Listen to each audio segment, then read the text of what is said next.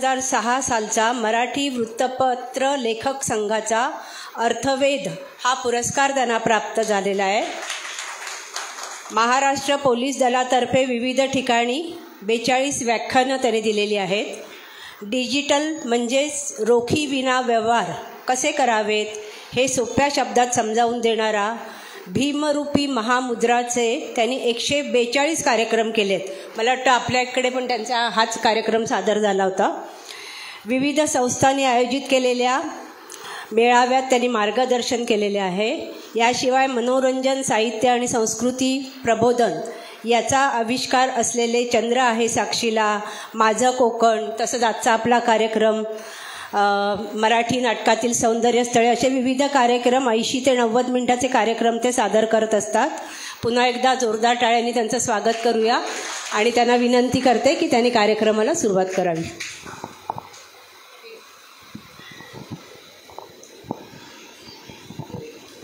नमस्कार।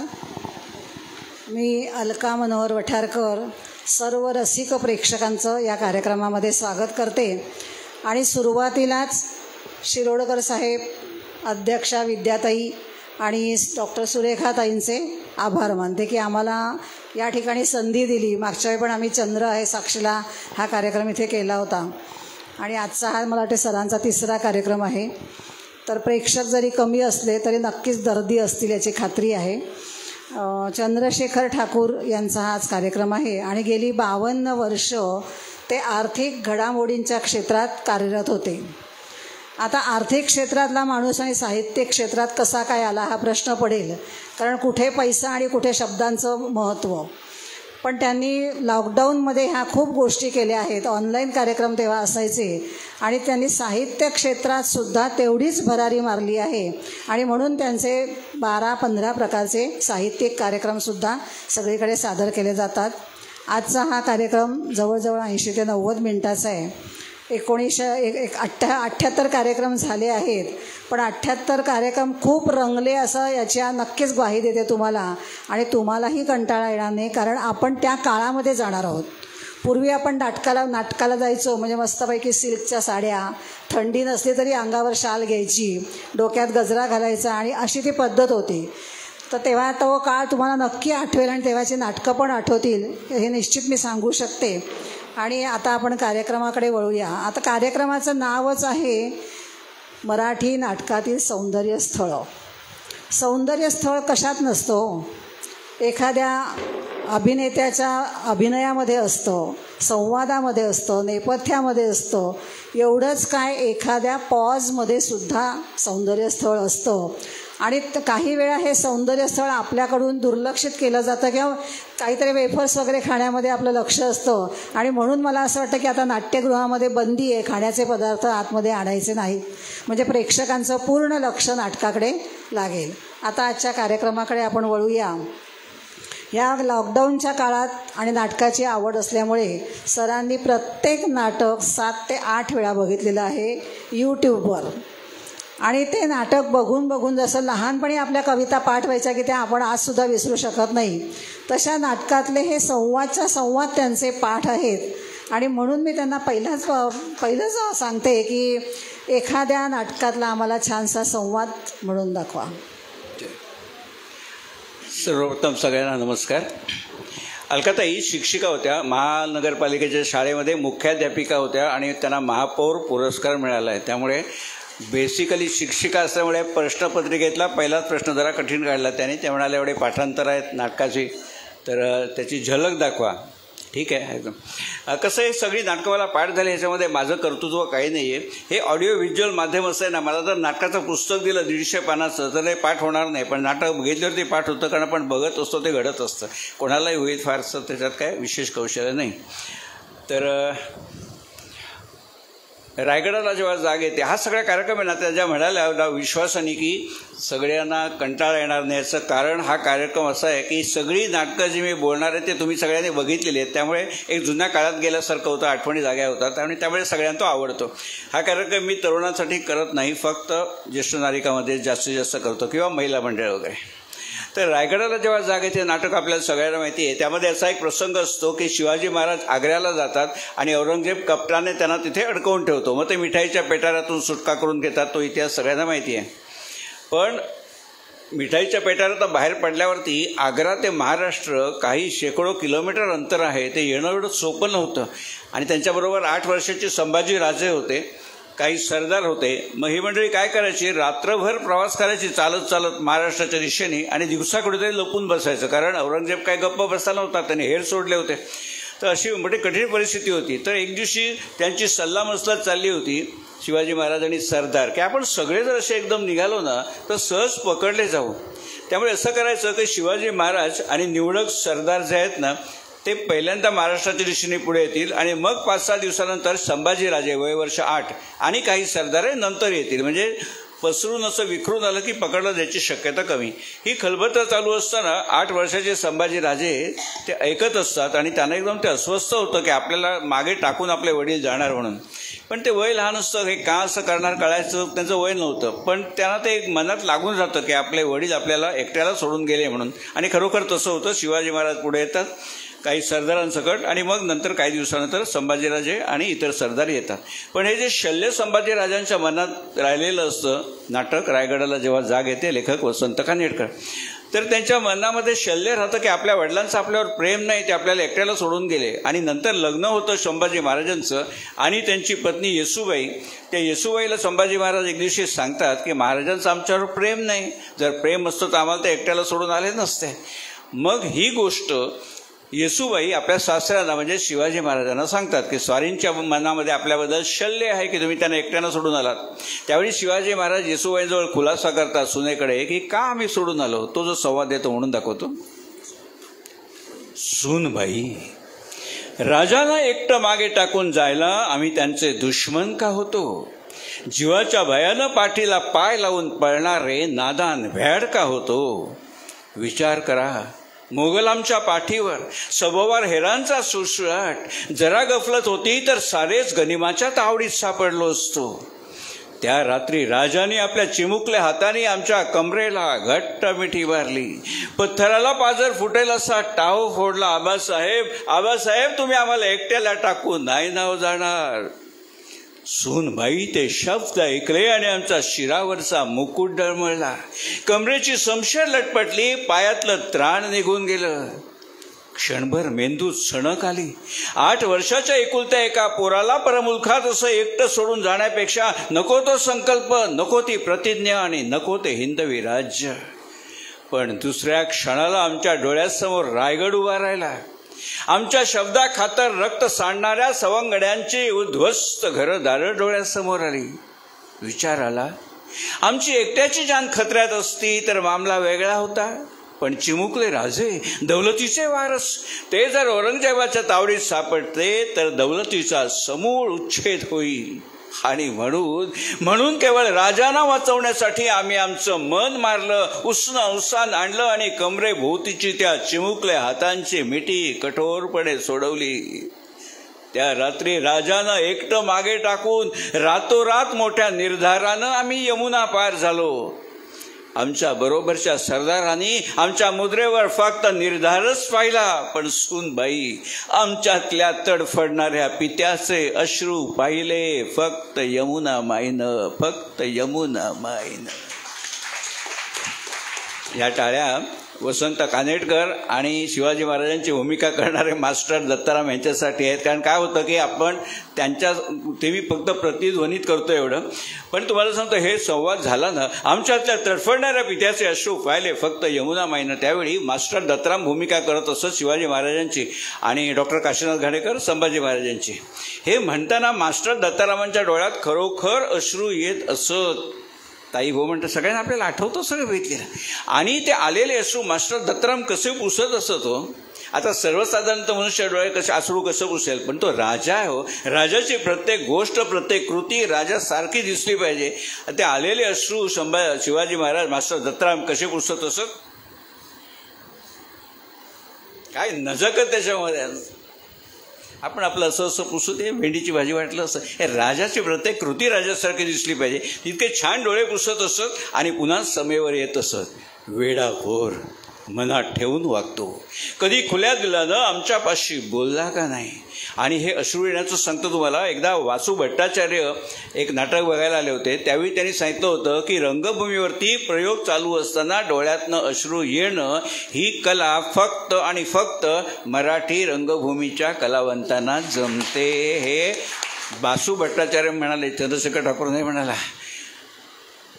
तुम्ही बघा, दिलीप कुमारपासून देवानंदपासून राजेश खन्ना, जितेंद्र या सगळ्या लोकांना ते स्पॉट बाय तिथे उभा असतो ह्याची ग्लिसरीनची बाटली घेऊन तिथे इथे 2-2 ठेप लावतात. खरे का अश्रू एक टिपका येत नाही, पण त्यांना ते जमत नाही. बोलताना चेहरा करतात, पण खरे अश्रू येणे मराठी. म्हणून आपले नाना पाटेकर म्हणजे सगळ्या लोकांचं तिकडे जी चलती आहे ना, केवळ ही ताकद आहे त्यांची. आणि वासू भट्टाचार्य म्हणाले होते. आणि मग नंतर ते स्विच ऑन स्विच ऑफ असतो मास्टर दत्तारामांचं. वेळापोर मनात ठेवून वागतो, कधी खुल्या दिलानं बोलला का नाही. हिची ताकद आहे ना खरोखर. आणि अशी अनेक सौंदर्य स्त्रीला असतात. मी काय वेगळं सांगत नाही, हे तुम्ही पण बघितलं आहे. पण कदाचित कसं होतं माहिती आहे का, हा संवाद झाला आमच्यातल्या तडफडणाऱ्या पित्याचे अश्रू पाहिले फक्त यमुना माईनं. तुम्ही टाळ्या वाजवल्यात, तिथे लोक टाळ्या वाजवत होते. आणि आपल्याला वाटतं संवाद संपला, मग बाजूला बायको बसलेली असते. ते चुरचुर आवाज येतो. मी बघतो काय म्हणून. तिच्या हातात वेफरची पुडी असते. ती हळद पुडी वर करते, मी 2 वेफर खातो. तेवढ्यामध्ये मास्टर दत्तारामांनी डोळे पुसून घेतलेले असतात. अनेक वेळा असं होतं की आपल्या लक्षात येत नाही छोट्या छोट्या गोष्टी. त्यामुळे मी नव्याने काही सांगत नाही. फक्त माझी सवय, एकदा सिनेमाला गेलं ना, इंडियन न्यूजपासून सगळं बघायचं, काही चुकवायचं नाही. तशा बारक्या बारक्या गोष्टी असतात. या सबंध नाट्यप्रवेशात तुमचा आवडता नट कोणता? मी कशाला सगळे एकमताने सांगते. डॉक्टर काशीनाथ घाणेकर. चेहरेच सांगतात सगळ्यांचे. तो आमचा चॉकलेट हिरो होता. जसं हिंदीमध्ये देवानंद हा चॉकलेट हिरो होता ना, तसं आमचा doctor Kashinath Ghanekar chocolate hero होता. मी सगळी नाटकं त्यांची बघितली. ही सगळी मी बघितलेल्या, ताई म्हणाल्या यूट्यूबवर आता सोय आहे, पण ही सगळी नाटकं मी थिएटरमध्ये बघितलीत अनेक वेळा. त्यावेळी तिकिटाचे दर जास्त नसतात. 7 रुपये, 5 रुपये, 3 आणि 2 रुपयाचं तिकीट काढून मी अनेक वेळा बघत असते. आता यूट्यूबवर पण उपलब्ध आहेत. पण कसं होतं की डॉक्टर काशीनाथ घाणेकर म्हणजे चॉकलेट हिरो होता आपला तो. आणि त्यांचं वैशिष्ट्य म्हणजे एकमेव नट असा की ज्याच्या नावावरती जाहिरात आली की काही तासामध्ये ॲडव्हान्स बुकिंगला नाटक फुल होत असे. ही ताकद दुसऱ्या कोणाची नव्हती. दुसरं घाणेकरांच्याबद्दल सांगायचं म्हणजे रंगभूमीवरती नाटक करायला येणारा एकमेव अभिनेता जो स्वतःच्या 4चाकी वाहनातून येत असे. त्या काळी नाटकामध्ये कोणाला पैसे मिळत नसत. नाटका धंदा येता दरिद्रीचा होता. त्यामुळे डॉक्टर गाडी येऊन घेत असत. आणि मला आठवतं, मी गिरगावात राहत होतो पूर्वी, साहित्य संघ मंदिर त्याच्यापासून जवळ. नेहमी नाटकाला गेलं ना साहित्य संघ मंदिरला की डॉक्टरांची एक खासियत असते, नाटक संपलं, प्रेक्षक बाहेर पडले की हे 5 मिनिटांनी बाहेर पडत आपल्या गाडी, फियाट गाडी होती पांढऱ्या रंगाची त्यांची. नंतर ते प्रीमियर पद्मिनी वगैरे झाली.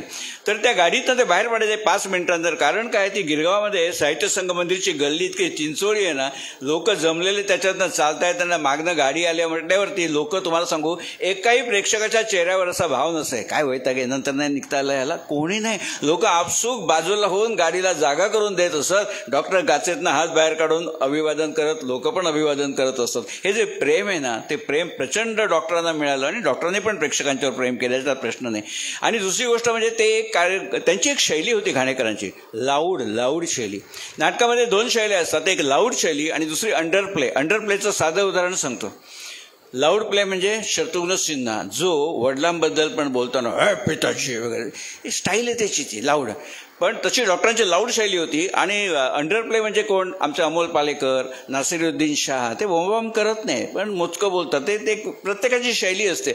पण डॉक्टर त्यामुळे काय करत असतात, त्यांची एक काळजी घेत असतात की प्रत्येक नाटकाच्या, प्रत्येक प्रयोगाच्या, प्रत्येक पहिल्या प्रवेशाला असा दमदार प्रवेश करत असत ना की ते 2 मिनिटं असतात की लोक तुम्हाला ॲक्सेप्ट करतात का नाटक सो म्हणतात.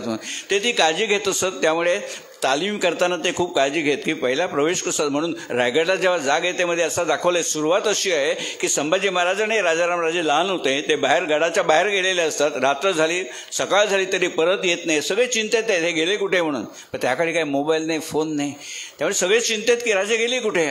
मग सकाळी दरबार भरलेला असतो. शिवाजी महाराज सरदार, मग एक कोणतरी सरदार म्हणतो की मनाला येईल त्याप्रमाणे वागायला शंभूराजे आता स्वतंत्र नाहीत. आणि त्याच वेळी संभाजी महाराजांचा प्रवेश होतो. डॉक्टर घाणेकर ते ऐकतात, फक्त सरदार म्हणतो मनाला येईल तसं वागायला शंभूराजे स्वतंत्र नाहीत.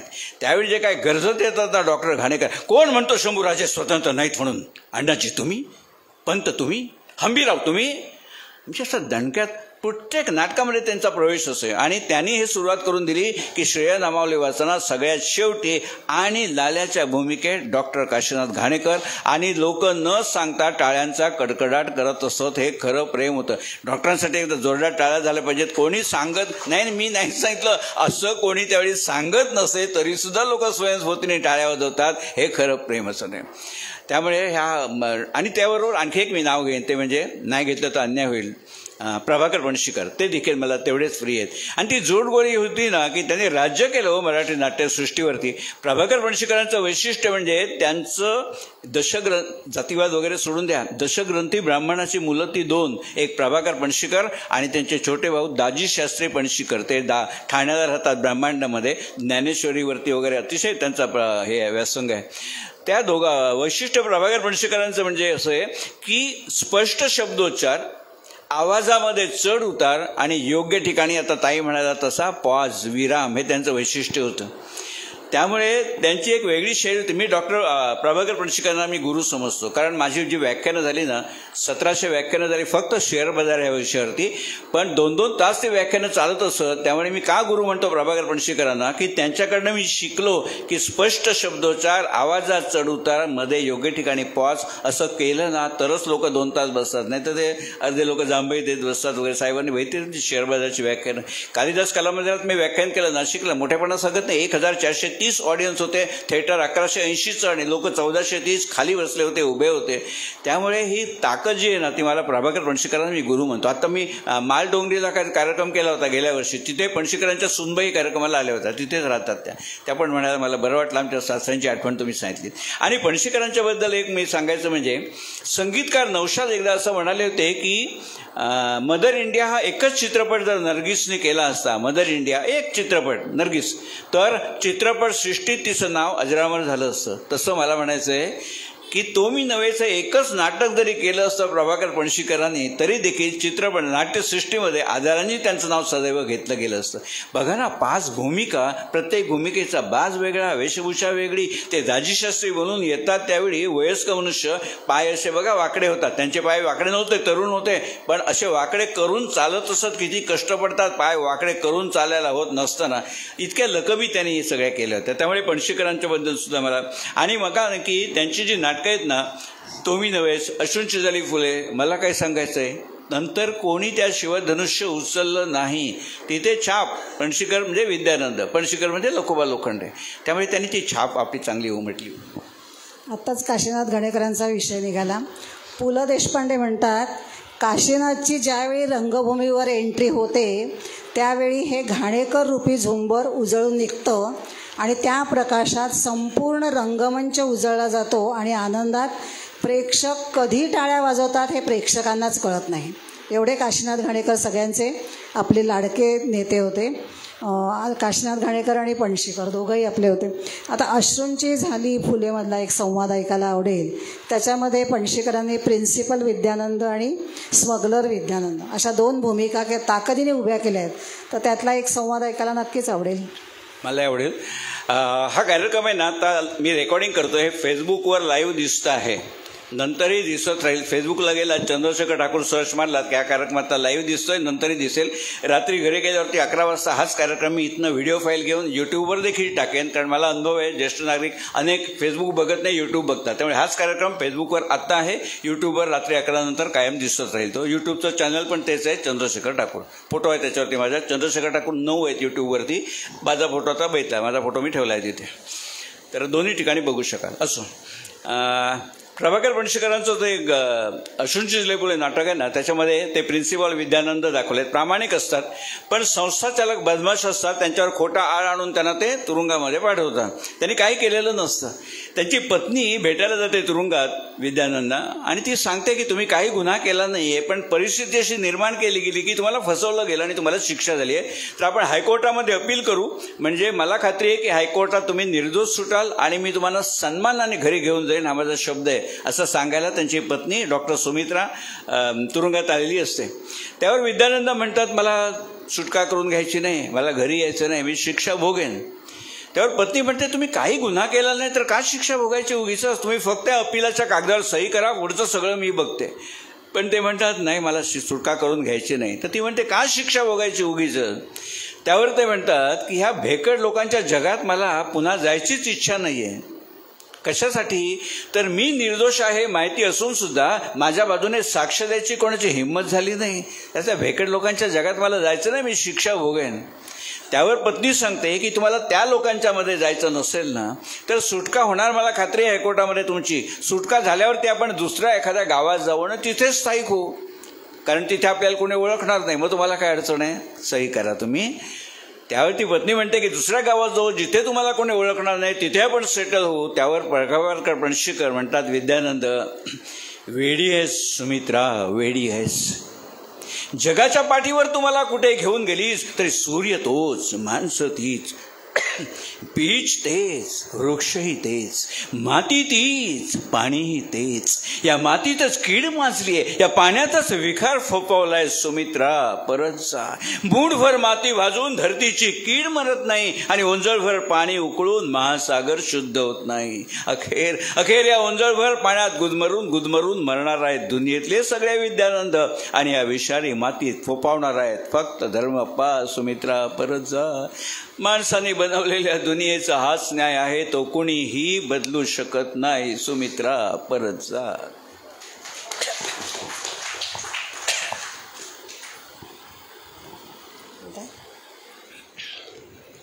आपण एखादं नाटक चांगलं आहे असं केव्हा म्हणतो, जेव्हा त्या नाटकाचं लेखन, त्यातले संवाद, नेपथ्य, अभिनय हे सगळं जेव्हा परिपूर्ण असेल तेव्हा ते नाटक परिणामकारक झालं असं आपण म्हणतो. आणि म्हणूनच आजच्या ह्या कार्यक्रमाची टॅगलाईन आहे, मराठी नाटकांच्या सुवर्ण काळाची धावती सफर.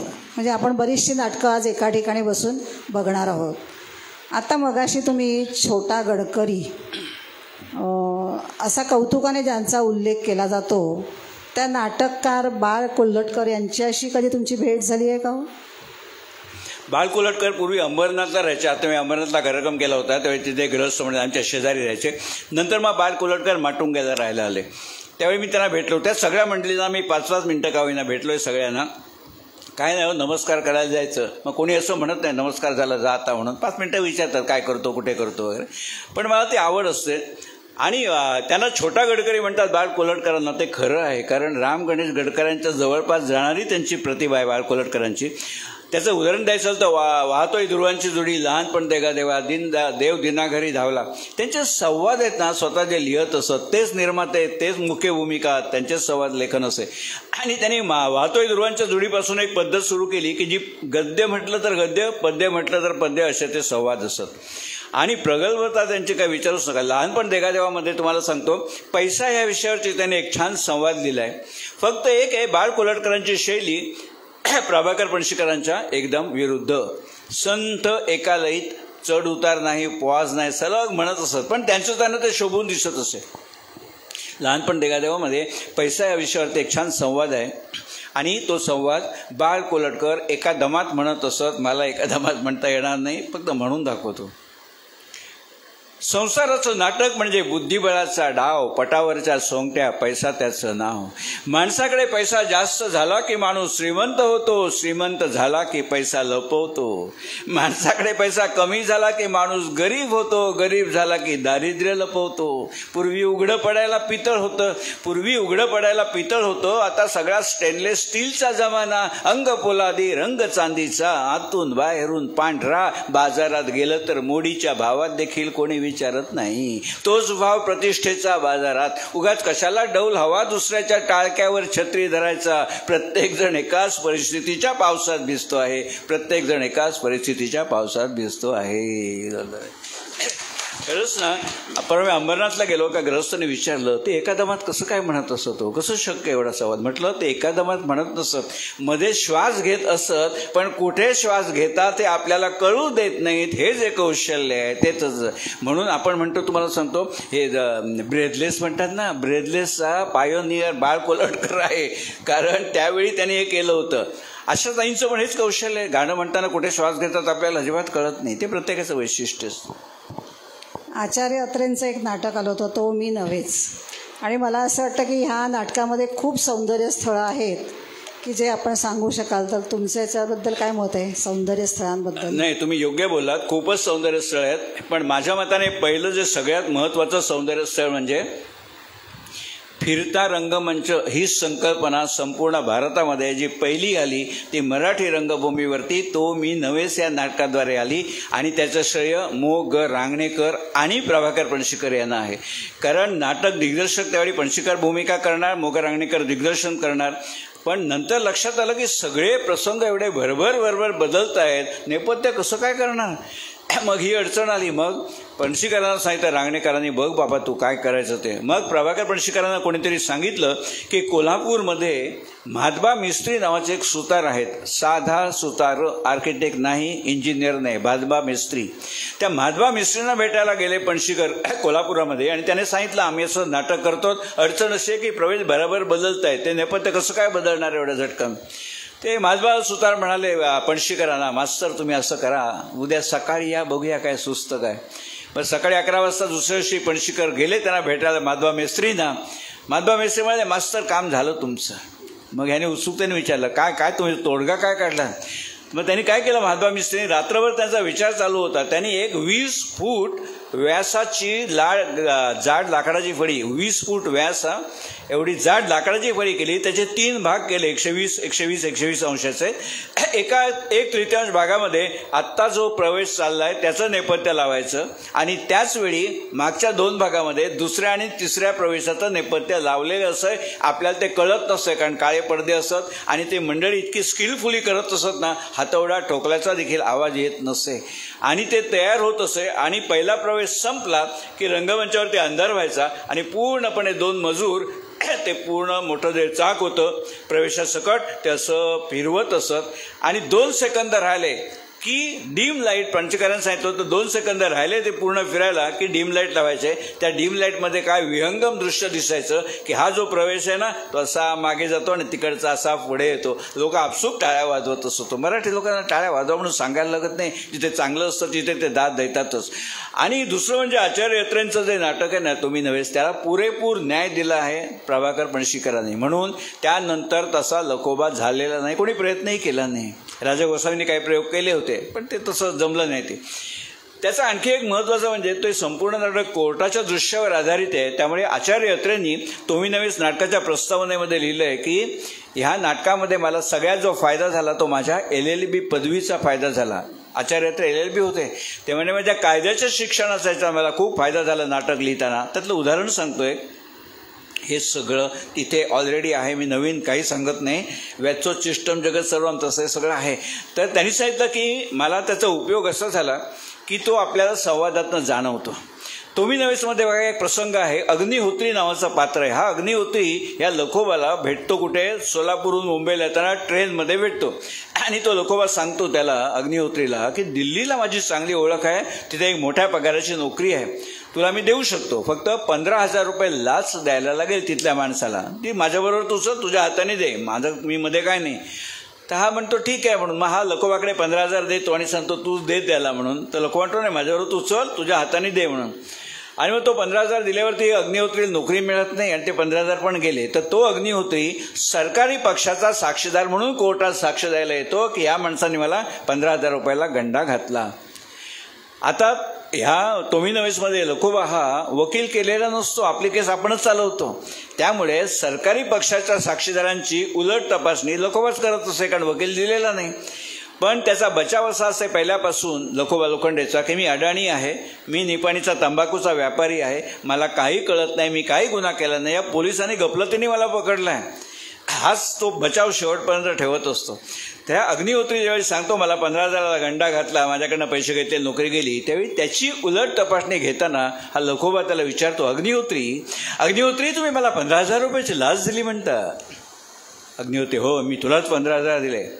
त्यावर तो उलट तपासणी घेताना लखोबा विचारतो अग्निहोत्री तुम्हाला माहिती आहे का, लाच घेणं हा जसा गुन्हा आहे तसा लाच देणं हा देखील गुन्हा आहे, तो तुम्ही केलात. उद्या लाच दिल्याचा प्रयत्न केल्याबद्दल जर सरकारने तुमच्यावरती खटला भरला तर तुम्हाला 8 वर्षांची शिक्षा होऊ शकते. असा खटला सरकारने आपल्यावर भरू नये म्हणून पोलिसांच्या सांगण्यावरून तुम्ही माझ्या विरुद्ध खोटी साक्ष देतात. त्या निकालपत्रामध्ये न्यायाधीश म्हणतात ह्या आरोपीचा बचाव असा आहे की मी अडाणी आहे. मग त्याला कायद्याचं कलम कसं माहिती हो की लाच देणं गुन्हा आहे, तसा लाच घेणं गुन्हा आहे, लाच देणं देखील गुन्हा आहे, त्याला कसं माहिती.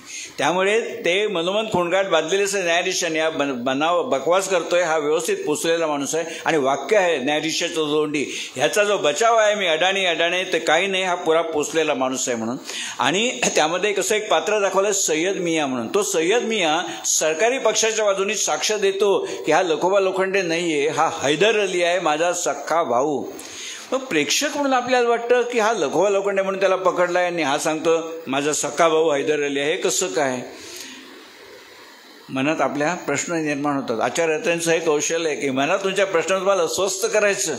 मग त्याची उलट तपासणी घेताना हा लखोबा त्याला बोलवतो तर सय्यद मियाँला, तो सरकारी पक्षाचा साक्षीदार सय्यद मियाँ ह्याचा भाऊ सक्का. तर तो त्याला बोलवतो इकडे न्यायाधीशांच्या परवानगीने. तो सय्यद मियाँ जरा इकडे या. मग तो सय्यद मियाँ ह्याच्या कठाड्याजवळ येतो आणि हा लखोबा त्या सय्यदला आपले कान दाखवतो. सय्यद मियाँ माझे कान बघा. मग तो सय्यद जवळ येऊन कान बघतो ह्याचे लखोबाचे. काय फरक आहे तुमच्या माझ्या कानामध्ये? तो सय्यद म्हणतो तुझे कान टोचलेले आहेत, मुसलमानात कान टोचतात. तू जर म्हणतोस मी सक्का भाऊ आहे, तू हैदर अली मी सय्यद, तर म्हणतो मुसलमानात कान टोचत नाही. मग माझे तर कान टोचले, मी कसा तुझा भाऊ असेल? पुन्हा आपल्याला प्रश्न की सक्का भाऊ सख्या भावाला ओळखत नाही असं होणार नाही हो. म्हणजे आहे ना, मग कान कसे काय टोचले? हा मनात प्रश्न असताना पुढच्या संवादामध्ये आचार्य अत्रे उत्तर देतात आपल्या मनातल्या त्या शंकांचं. सय्यद म्हणतो त्याला अरे इतकी बदमाशी केलीस तर कान सुद्धा टोचून घेतली असशील, तुझा काय भरोसा म्हणतो. म्हणजे मी तात्पर्य ही जी आचार्य अत्रेंची ये ना, आणि खूप द्रष्टे होते आचार्य ते. हल्ली आता आपण बघतो सगळे बुवा बाबा तुरुंगामध्ये पडलेत, खिचपत पडलेत. पण 65 वर्षापूर्वी आचार्य त्याने व्हिज्युअलाइज केलं होतं ही बुवागिरी जी चालते त्या, म्हणून त्यांनी राधेश्याम महाराज म्हणून पात्र त्याच्यात टाकलं होतं. तो बोगसच असतो. तो सांगतो मी श्रीकृष्णाचा अवतार आहे वगैरे, देवळात मुक्काम असतो, सगळ्यांचे पैसे लुटतो वगैरे. तर तो जो राधेश्याम महाराज असतो तो प्रवचन करत असताना देवळामध्ये लोक बसलेली असतात, भजन बिजन चालू असतं आणि त्या देवदासीचे दागिने वगैरे लुटून तो फरार होतो. तर भजन चालू असताना राधेश्याम महाराज आकाशाकडे बघून म्हणतो केम छो बापूजी. भक्त विचारतात बापूजी म्हणजे महात्मा गांधी? तुम्हाला दिसते? हो मला दिसतात, ती सगळी मंडळी मला दिसतात, मी कृष्णाचा अवतार आहे म्हणून लोकांना खरं वाटत असतं. त्यामुळे अशा प्रकारे ते आणि आचार्य अत्रेंनी त्या सगळ्या नाटकामध्ये ना इतका आपण आताही बघितलं तरी त्या परिस्थिती आपल्या डोळ्यासमोर उभी राहते. हे सगळ्या ज्या बायकांना त्यांनी फसवलेलं असतं त्या घाईघाईत लग्न झालेली असतात, कोणी चौकशी केलेली नसते. मग त्या बायकांना फसवतो, दागिने लुटतो, त्यांचं चारित्र्य करतो सगळं. तर त्या निकालपत्रामध्ये आचार्य अत्रेंनी छान न्यायाधीशांच्या तोंडी वाक्य टाकले. न्यायाधीश म्हणतात मला नवल वाटतं ह्या बायकांचं. एक पातळ खरेदी करायचं झालं तरी त्या 10 दुकानं पालथ्या घालतील, पण ज्याच्याबरोबर आपण लग्न करणार तो कोण आहे, त्याचे नातेवाईक कोण, त्याची नोकरी कुठे, ह्याची चौकशी करायची त्यांना जरुरी वाटत नाही. तर हे जे ते म्हणतात ना एक पातळ खरेदी करायचं झालं तरी बायका 10 दुकानं पालथी घालतात. किती म्हणजे आता कसं आहे, तुम्ही आपण सगळे ज्येष्ठ आहोत, आपल्याला त्यावेळी माहिती आहे की पातळ म्हणा, आज ह्याने मला दिवाळीला पातळ आणलं, आता आपण साडी म्हणतो. पण त्या काळी आपल्याला 9वारी म्हणजे लुगडं आणि 5वारी म्हणजे साडी हे माहिती होतं. आता सगळ्याच साड्या झाल्या, 9वारी वगैरे पुन्हा पुढच्या माहिती नाही. त्यामुळे काय होतं, हे मी का तुम्हाला म्हटलं ज्येष्ठ नाटकांसाठी करतो. मी माझ्या नातीला मध्ये विचारलं, एकदा पहिल्यांदा कार्यक्रम बघायला आली होती, म्हटलं बरं वाटलं तिला, आजोबा आपला बोलतो काहीतरी म्हणून. तर मी तिला म्हटलं पातळ म्हणजे काय गं, 12वीत होती त्यावेळी, इंग्लिश मीडियम. म्हटलं पातळ म्हणजे काय? का नाही, पातळ म्हणजे लिक्विड. आता तिला ते आहे ना काय कुठे साडी लुगडं कोणाला विचारून बघा नातवांना लुगडं म्हणजे काय माहिती काय असत नाही. त्यामुळे मी हे कार्यक्रम ना पालथ्या गटावर पाणी होईल म्हणून मी कधी ज्येष्ठ नारी संघ महिला मंडळ, कारण महिला मंडळ म्हटलं ना बहुतेक महिला मंडळाच्या भगिनी 50च्या वरतीच असतात, म्हणजे जवळजवळ ज्येष्ठ नारीसारखं आहे. त्यामुळे त्यांच्यासाठी मी करतो. आणि तो काळ असा होता ना, एक म्हणजे कौटुंबिक नाटकं. कौटुंबिक नाटकाची उत्तम व्याख्या केली आमच्या पुलंनी. पुलं म्हणतात जे नाटक कुटुंबातल्या सगळ्या माणसांनी एकत्र बसून बघण्याच्या लायकीचं ते कौटुंबिक नाटक. किती सुटसुटीची व्याख्या केली. आणि त्याला निकष पाळणारे किती नाटकं आली होती. मधुसूदन कालेलकर कौटुंबिक नाटकं, त्यांचे दिवाळजवळ सार्यात म्हणून होतं नाटक मधुसूदन कालेलकरांचं. त्याच्यात एक प्रवेश आहे की तरुण तरुणी असतात, वडील वारलेले असतात, नायक असतो त्याचे, म्हणजे त्यांच्या घरात एक जुनी खुर्ची असते. तर ती सून नेहमी सांगते, बाई ती नवऱ्याला सांगते की ही खुर्ची टाकून द्या आता, जुनी झाली म्हणून. तर नायक तयार होत नाही. नायक म्हणतो काय की खुर्ची टाकायची नाही, माझ्या वडिलांची आठवण आहे, ती खुर्ची राहू दे. तर ती म्हणते कशाला ती जुनी पुराणी खुर्ची घरात. त्यावरून त्यांचे वाद होत असतात. तो म्हणतो खुर्ची राहील घरामध्ये, सून म्हणते जुनी झाली ती फेकून द्या म्हणून. तर एक दिवशी ती कडाक्याचं भांडण होतं ह्या विषयावरून, खुर्चीवरून. आणि ती सून म्हणते तुम्ही ऐकत नाही, मी सांगितलेलं, मीच जाऊन ते खाली टेकून टाकून येते खुर्ची, जाईल म्युन्सिपालिटीची गाडी घेऊन. जुन्या पुराण्या वस्तू हव्यात कशाला घरात. म्हणजे जुन्या पुराण्या वस्तू हव्यात कशाला घरात हे म्हणत असताना ते सासरे वारलेले असतात ना, त्यांचे मित्र गुप्ते काका म्हणून ते पात्र दाखवले. गुप्ते काका, शरद तळवळकरांनी ती भूमिका केली. ती ज्यावेळी त्राग्याने म्हणत असे हव्यात कशाला जुन्या पुराण्या वस्तू घरात, त्यावेळी ते शरद तळवळकर येतात आणि एकच वाक्य म्हणतात, सूनबाई लुगडं जुनं झालं तरी ते टाकून न देता त्याची गोधडी करून वापरणाऱ्या बायका या महाराष्ट्रात आहेत अजून. म्हणजे आपल्याला आजही ते ऐकल्यावरती वाटतं की त्यावेळी कसं संस्कृती होती.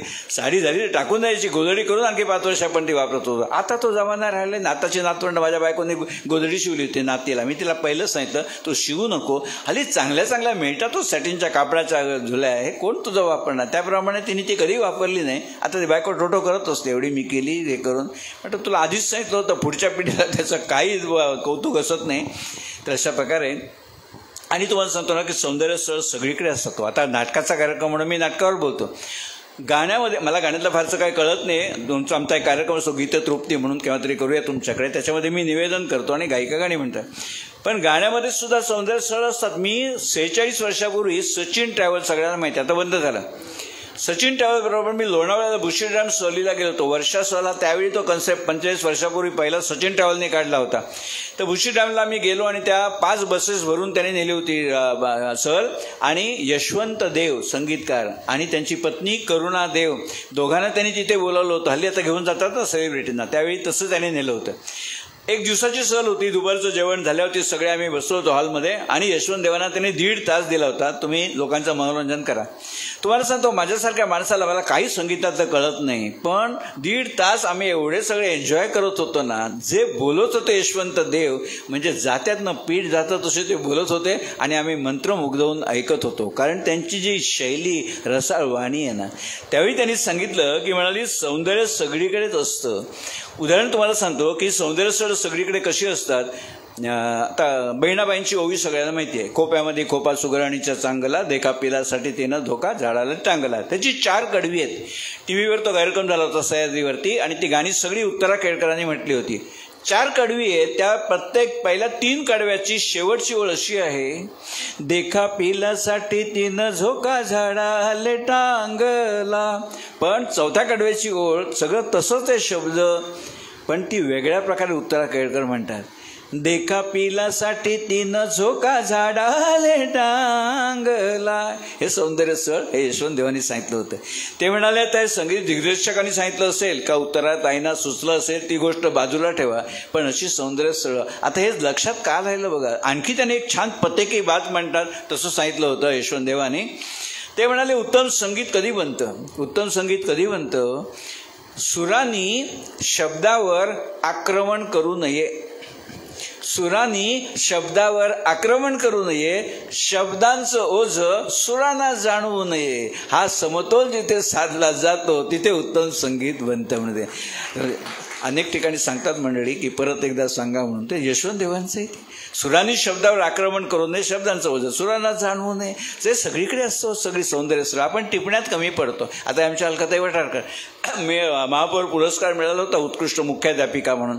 त्या निवेदिका चांगल्या आहेत. आमचा संघ सहकार्यवाह आहे त्या आमच्या बोरीस ज्येष्ठ नारी संघाचे. आमचा संघ मोठा आहे, 1200 मेंबर्स आहेत, 125-150 उपस्थिती दर शनिवारी असते. तिथे ह्या सहकार्यवाह आहेत, नवीन नवीन कल्पना लढवून कार्यक्रम करत असतात. पण सौंदर्य स्थळ कशी असतात. एकदा मी त्यांच्याकडे गेलो होतो, काम काहीतरी अर्जंट होतं, खाली रिक्षा उभी होती, त्यांच्याकडे गेलो, अर्ध्या मिनिटाचं काम, कागद दिले आणि निघणार. तेवढ्यात म्हणाले आपली संस्कृती असते असे जाऊ नका, हातात साखर तरी ठेवते. मिस्टर म्हणाले अगं ते सफरचंद आहे ते तरी काप. मग ह्यानी सफरचंद कापलं. आता नेहमीसारखा आपण सफरचंद घेतो, सुरीने कापतो, पुढी बशीत ठेवतो प्लेटमध्ये आणि पाहुण्यासमोर ठेवतो. यांनी तेच केलं.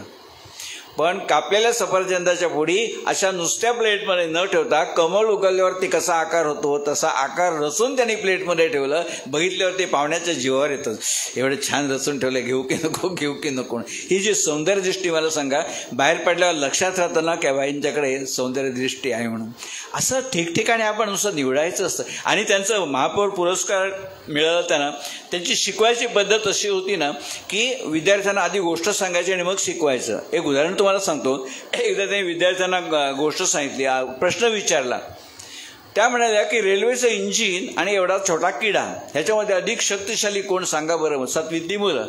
किडा आणि रेल्वेचं इंजिन ह्याच्यामध्ये शक्तिशाली कोण? मुलं अर्थातच म्हणाली रेल्वेचं इंजिन. त्या म्हणाल्या बिलकुल नाही, किडा शक्तिशाली, कारण तो स्वतःच्या इच्छेने चालू शकतो. रेल्वेचं इंजिन स्वतःच्या इच्छेने चालू शकत नाही, त्यामुळे किडा अधिक. मुलांना आवडलं. मग म्हणाल्या की मी नाही सांगितलं रे बाळांनो, स्वामी विवेकानंदांनी सांगितलं. मग स्वामी विवेकानंद कोण वगैरे, म्हणजे एक प्रकारची उत्सुकता जागृत होते मुलांच्या मनात. तर ही सगळी सौंदर्य स्थळ येतो, फक्त आपण टिपणं हे आपलं काम असतं.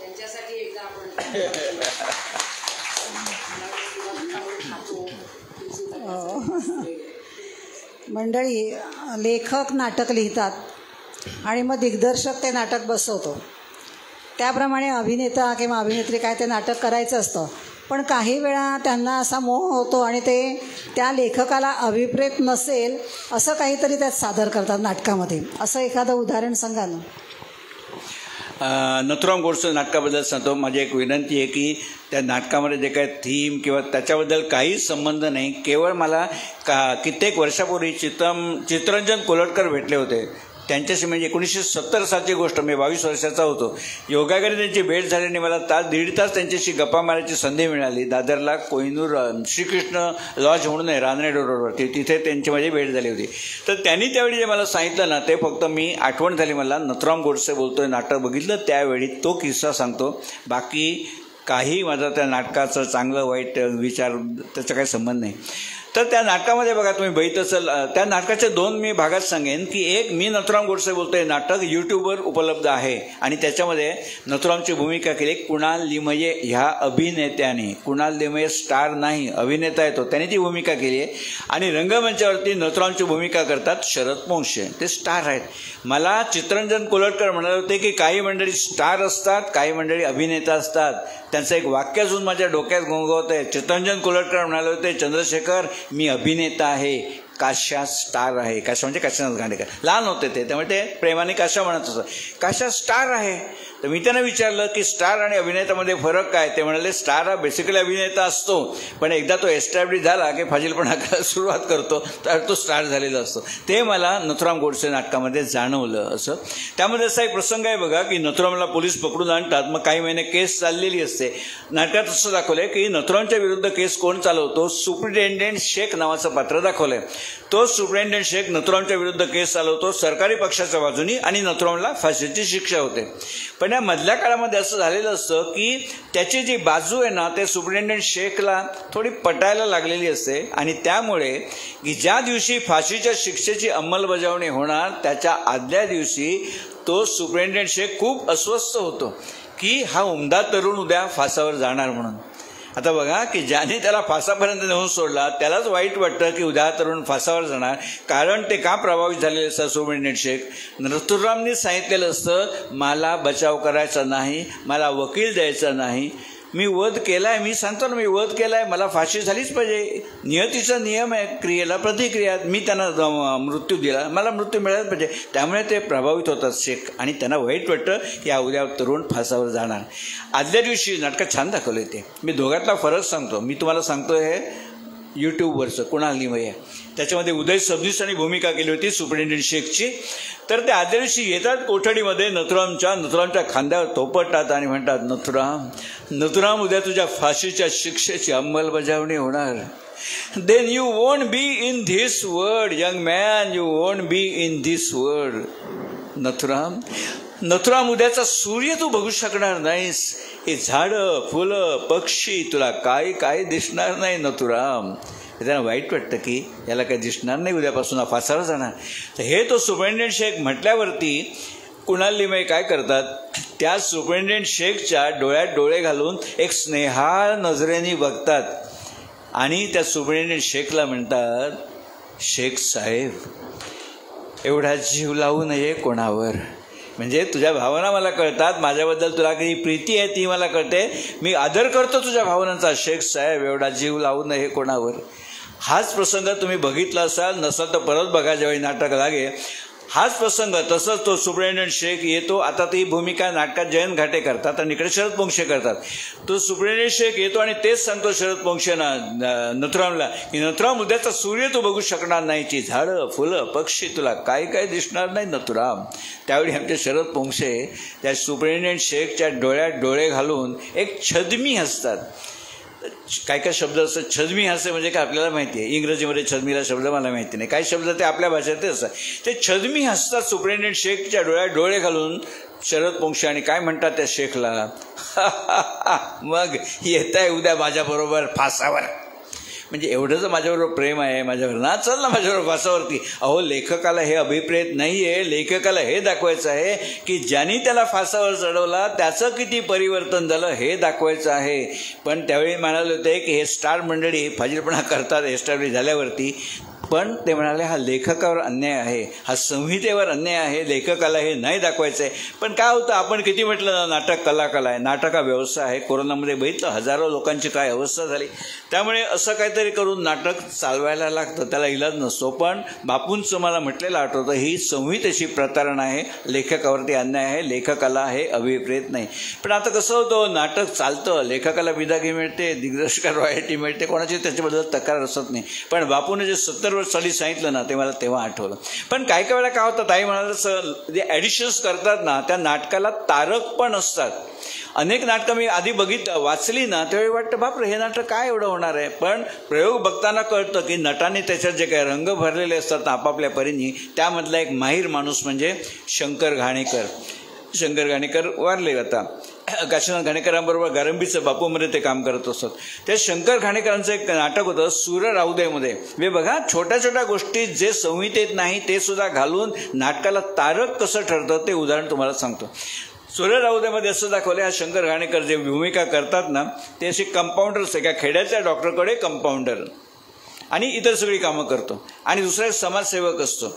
त्या दोघांचं बोलणं चाललेलं असतं आणि हे शंकर घाणेकर कंपाऊंडर त्या समाजसेवकाला सांगतात, साध्या घरगुती गप्पा चाललेल्या असतात. तर त्याला सांगतात त्या समाजसेवकाला, कोण शंकर घाणेकर कंपाऊंडर, ते त्याला म्हणतात, भाऊ तुम्हाला एक सांगतो मी, माझे वडील नेहमी म्हणायचे जिथे आधीच प्रकाश आहे तिथे जाऊन मेणबत्ती लावण्यापेक्षा जिथे अंधार आहे तिथे जाऊन मेणबत्ती लावावी. म्हणजे मेणबत्तीला जेवढा आनंद होतो त्यापेक्षा जास्त आनंद प्रकाश अंधाराला होतो. आता किती छान वाक्य आहे बघा. आता आणि शंकर घाणेकरांचं थोडं अनुनासिक नाकामध्ये बोलायचं, त्यामुळे ते विनोदी भूमिकेला आणखी पूरक ठरायचं. तर ते म्हणतात की जिथे आधीच प्रकाश आहे तिथे मेणबत्ती लावण्यापेक्षा अंधारात जाऊन मेणबत्ती लावावी. म्हणजे मेणबत्तीला जेवढा आनंद होतो त्यापेक्षा जास्त आनंद अंधाराला होतो.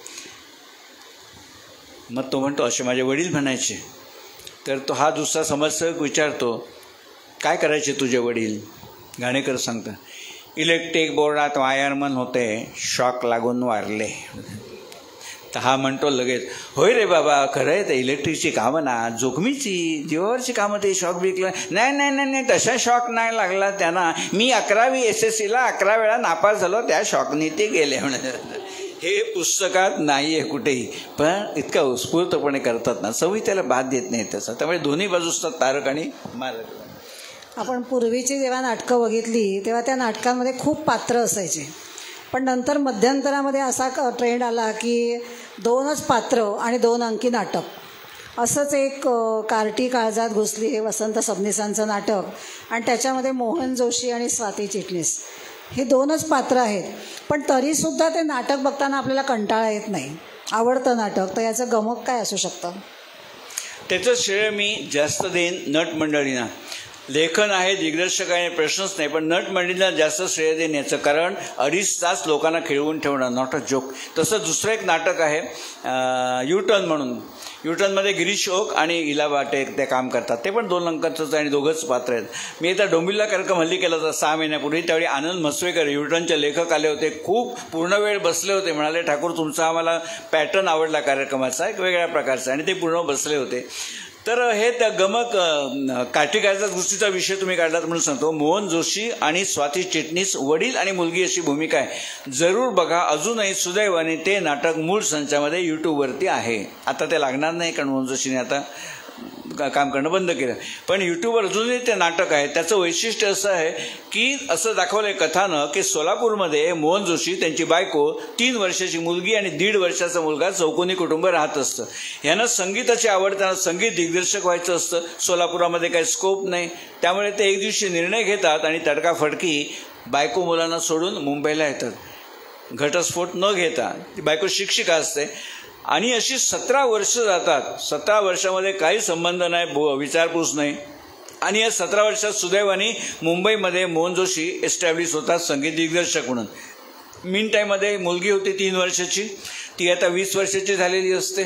तर तिला उत्सुकता वडिलांना बघायची म्हणून ते बिचारी खाऊला कोणी पैसे दिले, पाहुण्यांनी पैसे दिले, साठवून वडिलांचा पत्ता कोणाकडून तरी मिळवते मुंबईचा आणि ते एक दिवशी सोलापूरहून मुंबईला येते. पत्ता काढत वडिलांच्या घरी जाते. ते तिला ओळखत नाही, ती ओळखत नाही, कारण 17 वर्षाच्या चेहऱ्यात किती फरक झालेला.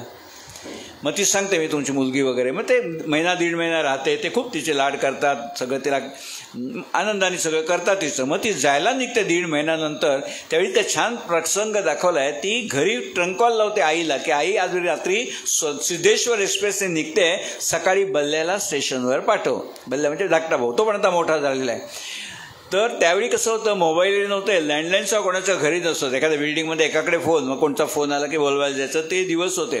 तर त्यामुळे ह्यांच्या घरी फोन नव्हता. संगीत दिग्दर्शक मुंबईत राहणार आहे, पण सोलापूरला फोन नव्हता. म्हणून ती आई पोस्टात जाते आणि तिथनं ट्रंकॉल. त्यावेळी आठवत असे ट्रंकॉलला 5-5, 6-7 तास लागत असत आणि एवढं करून वीक टोन असे ते दिवस होते.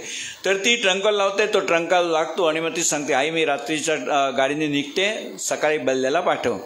आणि मग आईशी बोलताना संवाद दाखवला. आई दिसत नाही रंगमंचावर, ती फोनमधनं उभी केली आहे. लेखकाचं कौशल्य सौंदर्य हे आहे, आई रंगमंचावर नसून सुद्धा वाटत असतं ती तिथे आपल्यासमोर राहून बोलते असं.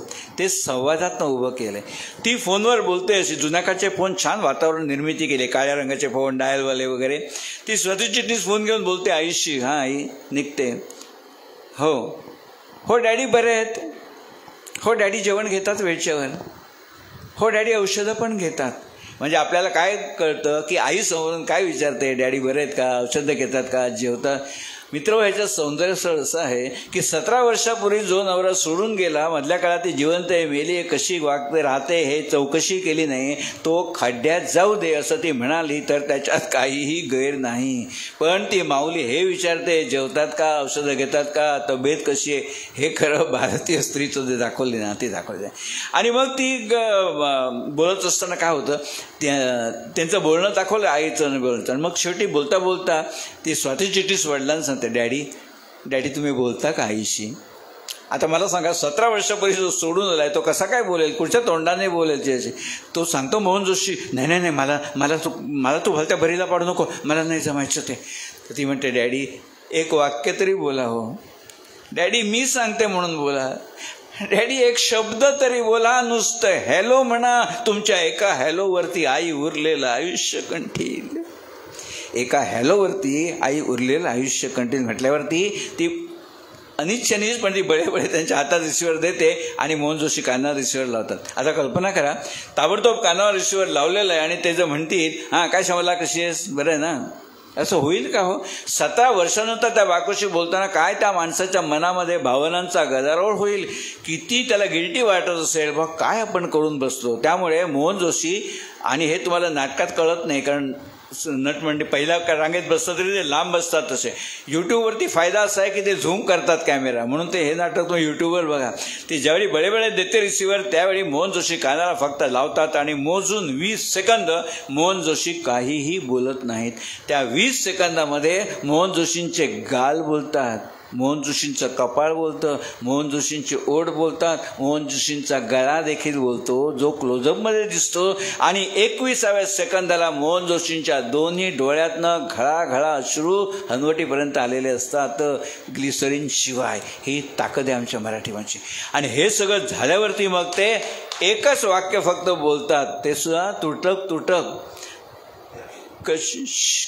कशी आहेस तू श्यामला. आता मला सांगा, हा कशी असतो श्यामाला म्हटलं असं कसं झालं असतं? आता ह्या एका वाक्यासाठी कसं म्हटलं ते परिणामकारक होईल. किती त्या माणसाने मेहनत घेतली असेल. मी पहिला प्रयोग बघितला नाही, पण पहिल्या प्रयोगात आणखी वेगळं असेल. करता करता सुचत जातं असं करूया असं करूया असं करूया. ते जे होतं ना, कशी आहेस तू श्यामला, धारा चालू डोळ्यात ना. आणि त्यावेळी तुम्हाला सांगतो, अर्धे अधिक प्रेक्षक थिएटरमधले टाळ्या वाजवतात आणि हसतात जास्त. का? तो बायकोची थट्टा. अरे तो बायकोची थट्टा नाही रे बाबा करते, की त्याचा मनातला गदारोळ जो आहे. पण हे समजण्याची कुवत सगळ्या प्रेक्षकांची नसते. ताई मगाशी म्हणायला, साहित्य संघ मंदिरमध्ये ज्यावेळी 60 वर्षापूर्वी मी जायचो ना, अशा तुमच्यासारख्या सगळ्या भगिनी नाटक बघायला म्हणजे छानपैकी गजरा बिजरा माळून येत. सगळ्या थिएटरमध्ये तो गजराचा वास एवढा छान पसरलेला असे ना. लग्नात जातात तसं नाटकाला जाणं एक इव्हेंट असते त्यावेळी. तेव्हा आता कसं होतं की सगळे नाटक इधर तो जाणे काय, टाइमपास करणे काय, ते प्रेक्षकांचं ती कॅटेगरी आता राहिली नाही. एकदा मला श्रीरामपूरला मोहन जोशी भेटले होते. मी दौऱ्यावर होतो शेअर बाजारच्या, आणि त्यांचं नाटक होतं. एका ढाब्यावरती आम्हाला जेवायला बसतो, गाठ पडली. तर त्यावेळी मी त्यांना सर नमस्कार केला मोहन जोशींना, आणि त्याने सांगितलं की म्हटलं असं असं ते प्रेक्षक हसतात. ते म्हटलं आम्हाला खूप खटकतं. ते म्हणाले, अरे बरोबर बोललात तुम्ही, आम्हाला सुद्धा खटकतं. आम्हाला असं वाईट वाटतं की आम्हाला काय पोचवायचं आहे आणि लोक काय अर्थाने घेतात. मी काय त्याची थट्टा नाही करत आहे की भावनांचा उद्रेक आहे, तो कल्लोळ आहे. पण मला इलाज नाही, नाटक रेटून न्यायला लागतं पुढे. त्यामुळे मला आम्हाला त्रास होतो. आणि कसं आहे, सगळं झाल्यावरती ते एकदा विचारते. तो सांगतो ना, वडील मुलींचा संवाद एवढा आहे ना, ती एक, आणि वाक्य काय लिहिली आहे तो संवाद वसंत सबनीसाने. ती मुलगी सांगते बाबांना, डॅडी तुम्हाला कसं कळत नाही हो, तुम्ही हयात असून सुद्धा आम्ही पोरके झालो होतो. मग त्याच्या पण डोळ्यात अश्रू येतात. आणि मग ती सावरतात दोघे. आणि मग विचारते, डॅडी एक विचारू? रागावणार नाही? तो नाही रागवणार. विचार. डॅडी तुम्ही आम्हाला का सोडून आलात हो? तुम्ही आम्हाला का सोडून आलात? त्यावेळी तो सांगतो, there was no fun in life. आयुष्यात मजा नव्हती ग. मला संगीताची आवड, तुझ्या आईला संगीतातला उका ठोक कळत नसे. आमची छानपैकी अशी मैफल जमलेली असायची. तेवढ्या तुझी आई स्वयंपाकघरातून बाहेर येऊन सांगायची, अहो तुमचे ते डबे बडवून झाले असतील ना, तर जेवायला चला. त्या तबल्याला ती डबे म्हणत असे. आता तिला नाही संगीतामध्ये रस, पण म्हणून काय तो सोडून जाणार का? नवरा बायकोमध्ये किती गुणा वेगळ्या. तर मी भरपूर बोलतो, माझी बायको एक शतांश बोलत नाही माझ्या. ठीक आहे ना, ज्याचा त्याचा स्वभाव असतो. पण म्हणून काय तुम्ही सोडून येणार तिला? त्यावेळी आणि तो समर्थन करतो, तुझ्या आईला संगीताची अजिबात आवड नाही म्हणून मी आलो. आता ही चूक आहे ना, पण ती वडिलांना कसं सांगेल? शेवटी मुलगी येते, ती काय करते माहिती आहे की, पुन्हा ताई म्हटल्या तसं 10 सेकंद पॉज घेते स्वाती चिटणीस. त्यावेळी म्हणतो, त्यावर no fun in life. 10 second pause घेते स्वाती चिटणीस आणि फक्त एकच वाक्य वडिलांना सांगते, पण डॅडी नवरा मनासारखा मिळाला नाही म्हणून आमची आई नाही आम्हाला सोडून गेली. तेव्हा त्यांनी जो मुद्राभिनय केलाय मोहन जोशींनी, अरे खरंच ही सुद्धा सोडून गेली असती तर मुलांचं आपल्या काय झालं असतं, आपण काय करून बसतो. आणि मग त्यावर जो मुद्राभिनय मोहन जोशींचा, त्याचं मग परिवर्तन होतं. मग नाटकाच्या शेवटी तो परत जातो वगैरे, तो भाग वेगळा. पण ही जी ताकद आहे त्यांची ना, त्यामुळे सौंदर्य खरंच आहे. थोडासा गंभीर प्रसंग निर्माण झाला आता. तर एक किस्सा सांगते नाटकाच्या बाबतीतला. मग अशी पुलंचं पण नाव निघालं आणि हे वसंत सबनीसांच्या नाटकाचं बोललो आपण. तर एकदा वसंत सबनीस पु ल देशपांडेंची मुलाखत घेत होते आणि सबनीसांनी पुलंना प्रश्न विचारला की तुम्ही नाटक छान लिहिता, दिग्दर्शन करता आणि रंगमंचावर उभं करता, मग तुम्ही नाटक बसवलं असं का म्हणता? पुलं म्हणाले, आम्ही नाटक उभं करतो, पण जर नाटक उभं राहिलं तर ते प्रेक्षकांनी बघायला पाहिजे, आणि म्हणून आम्ही नाटक जर नीट बसवलं तर ते रंगमंचावर उभं राहतं आणि प्रेक्षक शेवटपर्यंत बसून नाटक बघतात. आणि जर आम्ही नाटक बसवलंच नाही तर नाटक उभं राहून बसतं खाली आणि प्रेक्षक उभं राहून चालायला लागतात.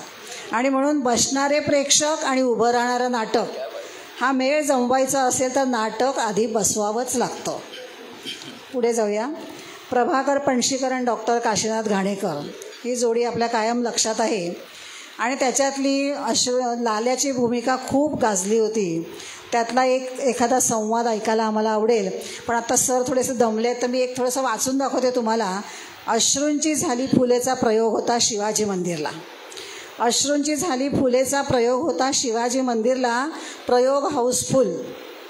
पहिली घंटा झाली, दुसरी घंटा झाली, तिसरी अनाऊन्समेंट सुरू झाली, सर्व नावं सांगून झाली आणि शेवटचं नाव आलं आणि लाल्याच्या भूमिकेत एक छानसा छोटासा पॉज आला.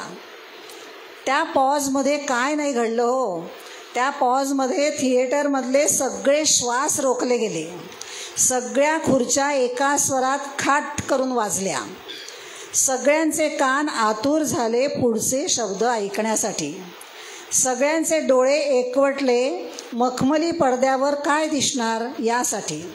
परत एकदा खाट असा आवाज झाला आणि माणसं ताठ बसलीत आणि लाल्याच्या भूमिकेत डॉक्टर काशीनाथ घाणेकर नाव जाहीर झालं आणि रोखून धरलेले श्वास सुटले. टाळ्यांचा प्रचंड कडकडाट झाला, इतका कडकडाट झाला की वाटलं जवळून हजारो सोल्जरांचा मार्च चाललाय आणि बुटांचा खाड खाड आवाज येतोय. असे आपले डॉक्टर काशीनाथ घाणेकर. ऐकूया एक संवाद. अलकाताईंचं आणखी एक वैशिष्ट्य म्हणजे स्त्रियांचं वय विचारू नये, कळले तर उल्लेख करू नये असं म्हणतात, पण मला बहिणीसारखं येतात, त्यामुळे ते 72 वर्ष वय त्यांचं. आणि आमच्याकडे दर शनिवारी कार्यक्रम होतात ज्येष्ठ नारी संघात, बाहेरचे वक्ते असतात, आमचे पण इंटरनल होतात, पण बाहेरचे वक्ते जास्त असतात. तर वक्ता बोलत असताना 1.25 तास आम्ही वेळ देतो. वक्ता बोलत असताना तो काय बोलतोय ते सगळं टाचण त्यांचं तयार असतं आणि भाषण संपल्यावरती ते घेऊन ते वाचून दाखवतात. म्हणजे कार्यक्रमाबद्दलची प्रतिक्रिया सगळं. एवढंच नव्हे, तो वक्ता घरी पोहोचेपर्यंत ह्या पण घरी गेलेल्या असतात, ते सगळं मोबाईलवरती टाईप करून छानसं सजवतात, असं ग्रीटिंग करून. आणि ते सजवायचं काम ते पिक्स आर्ट वगैरे ॲप आहे त्या नातीकडून शिकल्या वयाच्या 72व्या वर्षी. त्यामुळे नेहमी प्रत्येक गेस्टला त्या घरी पोहोचेपर्यंत ते गेलेलं असतं त्यांचं असं. अश्विन चालीपुलेमध्ये मगाशी म्हटलं डॉक्टर काशीनाथ घाणेकर लाल्याची भूमिका कॉलेजचा मुलगा दाखवला आहे. तो कोणावर तरी थोडा हूड प्रवृत्तीचा असतो, तर कोणावर तरी सुरा उगारतो. त्यामुळे त्याला लोक पकडून घेऊन विद्यानंद प्रिन्सिपल त्यांच्यासमोर आणून उभं करतात. तर तो जरासा कोऱ्याचाच असतो तो, कारण सुरुवातच आहे 90s ती होते, ते कोऱ्याच असतो तो. प्रिन्सिपलसमोर सुद्धा तो असा लाऊडनीच बोलतो लाल्या. तर तो सांगतो, ते विचारतात काय नाव तुझं वगैरे, ते बोलता बोलता तो सांगतो पुन्हा, म्हणजे गुरमीतच बोलत असतो. डॉक्टर घाणेकरांचं ते वैशिष्ट्य. ते म्हणतात, सर माझा मामा म्हणतो तेच खरं, इथे खरे फिकेला लागतात आणि खोटे चैनी जगतात. ते काय करतो तुझा मामा? पोलीस फौजदार आहे तो. बघा बोल, पोलीस फौजदार आहे तो. सगळे गुंड त्याला चळचळा कापतात. सगळ्या गावावर त्यांनी अशी जरा बसवली आहे, माझ्या मामाने काय वाटेल ते धंदे करावे, त्याच्या विरुद्ध बोलायची कोणची हिंमत नाही, त्याचं हिंमत नाही.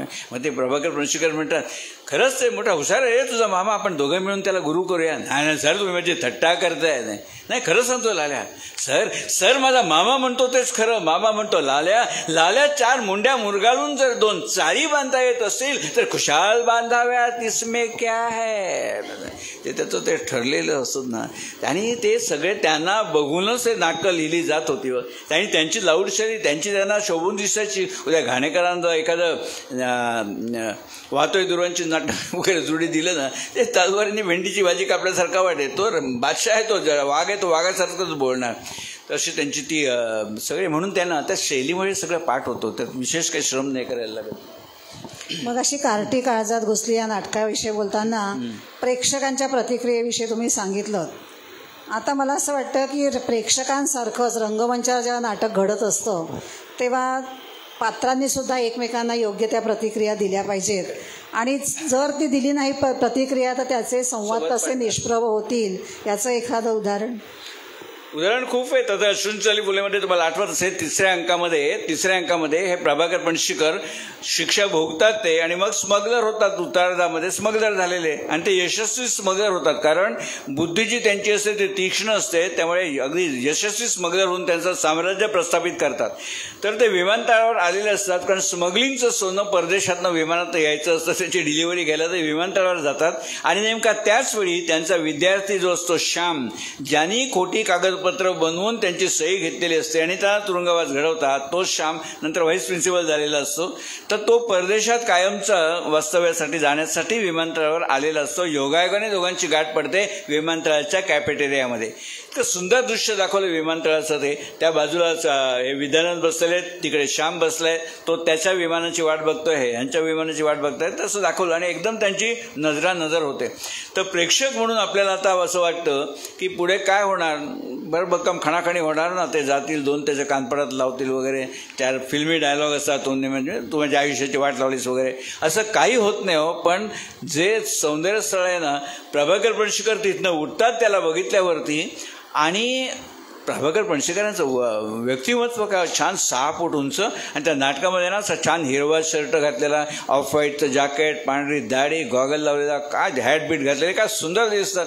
ते उठून चालत येतात ना, ते त्या टोकापासून ह्या टोकापर्यंत चालत येतात. त्या चालण्यात जी ग्रेस आहे ना, ती ग्रेस हे सौंदर्यस्थळ आहे. आपण स्त्रियांच्या चालीबद्दल म्हणतो हंसासारखी चाल, गजगामिनी, पण पुरुषाची चाल सुद्धा किती डौलदार असू शकते. ते त्याच्यात अजून बघा आहे ते यूट्यूबवरती. ते चालत चालत चालत तिथे येतात आणि आपल्याला आता पुढे काय होणार, पुढे काय होणार, ते समोरासमोर उभे राहतात. तो समोर गेल्यावरती श्याम मान खाली घालतो, कुठच्या तोंडाने नजरेला नजर देईल, श्याम मान खाली घालतो. हे समोर जाऊन उभे राहतात आणि त्याचे केस धरून, प्रेमाने रागाने केस धरून त्याची मुंडी अशी करतात. मग तो समोर बघतो पण बुबळं खालीच असतात. रागाने ते दिसतं त्यांच्या ह्याच्यात, नको वर बघून त्याचं डोकं वर करून बघतात त्याच्याकडे. आता पुन्हा आपल्याला वाटतं की काहीतरी संवाद असतील, की तू माझ्या आयुष्याची वाट लावलीस वगैरे, काय दोन कानपाडात मारतील, असं काही होत नाही. इतक्या प्रेमभराने विद्यानंद त्याचा हात हातात घेतात, आपल्या बोटातली अंगठी काढतात आणि श्यामचं बोटामध्ये स्वतःच्या हाताने इतक्या शांतपणे ती अंगठी घालतात आणि त्याला एवढंच म्हणतात, श्याम श्याम ही अंगठी ठेव माझी आठवण म्हणून, आणि परदेशात तरी इमान राख. कल्पना करा, हे सलग म्हटलं असतं ना, श्याम ही अंगठी ठेव माझी आठवण म्हणून आणि परदेशात तरी इमान राख, निष्प्रभ झालं असतं. तो जो पॉज घेतात ना, पॉज म्हणजे आपण तयार राहतो पुढचा डायलॉग काय डिलिव्हरी ते ऐकायसाठी. श्याम ही अंगठी घे माझी आठवण म्हणून आणि परदेशात तरी इमान राख. म्हणजे ह्या एका वाक्यामध्ये किती अर्थ आहेत की बाबा रे, माझ्या आयुष्याचे धिंडवडे काढलेस, नको रे कोणाचं असं करू. आणि हे झाल्यावरती श्यामच्या तोंडी 2 वाक्य आहेत नाटकामध्ये. ती दिग्दर्शक पुरुषोत्तम दारव्हेकरांनी कापली, कारण त्या नाटाची कुवत नव्हती ते पेलायची, आणि ती जर पेलली नसती वाक्य तर ह्याचा संवाद पडला असता. म्हणून दारव्हेकर मास्तरांनी काय केलं, दिग्दर्शक आमच्या नागपूरचे दारव्हेकर मास्तर, त्यांनी काय त्याला ॲक्शन दिली त्या श्यामला. ते ज्यावेळी म्हणतात आणि परदेशात तरी इमान राख, त्यावेळी श्याम झटकन खाली वागतो, दोन्ही हाताचे तळवे विद्यानंदांच्या पावलावर ठेवतो आणि झटकन उभा राहून विजेच्या वेगानं निघून जातो. ती जी पावलावरती तळवे, हल्ली कसं ते राजकारण्यांची पद्धत असते ना, असं करतात, हल्ली एवढंही करत नाही, नुसतं एवढं फक्त करतात, ती स्टाईल असते राजकारण्यांची. पण दोन्ही तळवे पायावर ठेवणं ही जी क्रिया आहे ना, आणि विजेच्या वेगानं निघून जाणं, की सर तुम्हाला तोंड दाखवायला मला जागा नाही, कितीतरी त्या कृतीतनं दाखवतो. त्यामुळे जे दिग्दर्शक दिसतो म्हणतात ना, ते दारव्हेकरांचे. आणि ते विमानतळाचं दृश्य तुम्हाला आठवत असेल, 3ऱ्या अंकामध्ये पडदा उघडला, विमानतळ दिसला रे दिसला की प्रेक्षक टाळ्यांचा कडकडाट करत असत. नेपथ्यासाठी एकदा जोरदार टाळ्या झाल्या पाहिजेत, कोणीही तिथे सांगायला नसे, मराठी माणूस खरा असा रसिक आहे. आणि त्याने एकदम मला असं उत्सुकता होती, पहिलं नाटकाचं पुस्तक वाचलं, मग प्रयोग बघितला, उत्सुकता ही की कसं काय विमानतळ दाखवणार. त्यांनी छान विमानाचा पंख दाखवला होता, त्याच्यावरती रंगीबेरंगी दिवे, रनवे असे LED लावून, अधनमधनं रेकॉर्डेड ते आवाज होते, विमान लँडिंग झाल्याचे, विमान टेक ऑफ होतानाचे, ती एअर होस्टेस बोलते, ते सगळं वातावरण निर्मिती त्यांनी छान केली होती. त्यामुळे ना तो नेपथ्याचा छेल परेश म्हणून होते. मी इतका प्रभावित झालो, तो अंक संपल्यावरती गेलो, त्यांना पायाला हात लावून नमस्कार केला, म्हटलं तुमची जी कला आहे ना, विमानतळ साक्षात त्यांनी उभा केला. फुलाला सुगंध मातीसामध्ये रंगमंचावरती आघाडी दाखवली. मी परवडत नव्हतं तरी 7 रुपयाचं तिकीट काढला, पहिला घेतला आणि बघितलं, एक छोटेसे रूळ बनवले होतो, त्याच्यावरनं ते हॅलोजन असतात ना, तो ठेवला होता, तो लांबून रुळावरनं आणतात, म्हणजे आपल्याला वाटतं ट्रेन जवळ आली आणि बॅकग्राऊंडला ट्रेनचा धडधड धडधड तो आवाज केला होता. का होईना, पण इतकी जी प्रगल्भ आहे ना आपली रंगभूमी, खरंच ते सौंदर्य स्थळे सगळे. आता नेपथ्याबद्दल बोलले सर, आत्ता आलेलं सफरचंद नाटक पण खूप छान आहे, म्हणजे अगदी काश्मीरला गेल्यासारखं वाटतं. म्हणजे पडदा उघडल्यावर लगेच टाळ्या नेपथ्यासाठी पडतात. आता तुम्ही श्यामच्या उदाहरणामधून श्यामने योग्य प्रतिक्रिया दिली हे सांगितलं, तसं जर समोरच्या नटाने योग्य प्रतिक्रिया दिली नाही तर काय घडतं, याचा एखादा प्रसंग?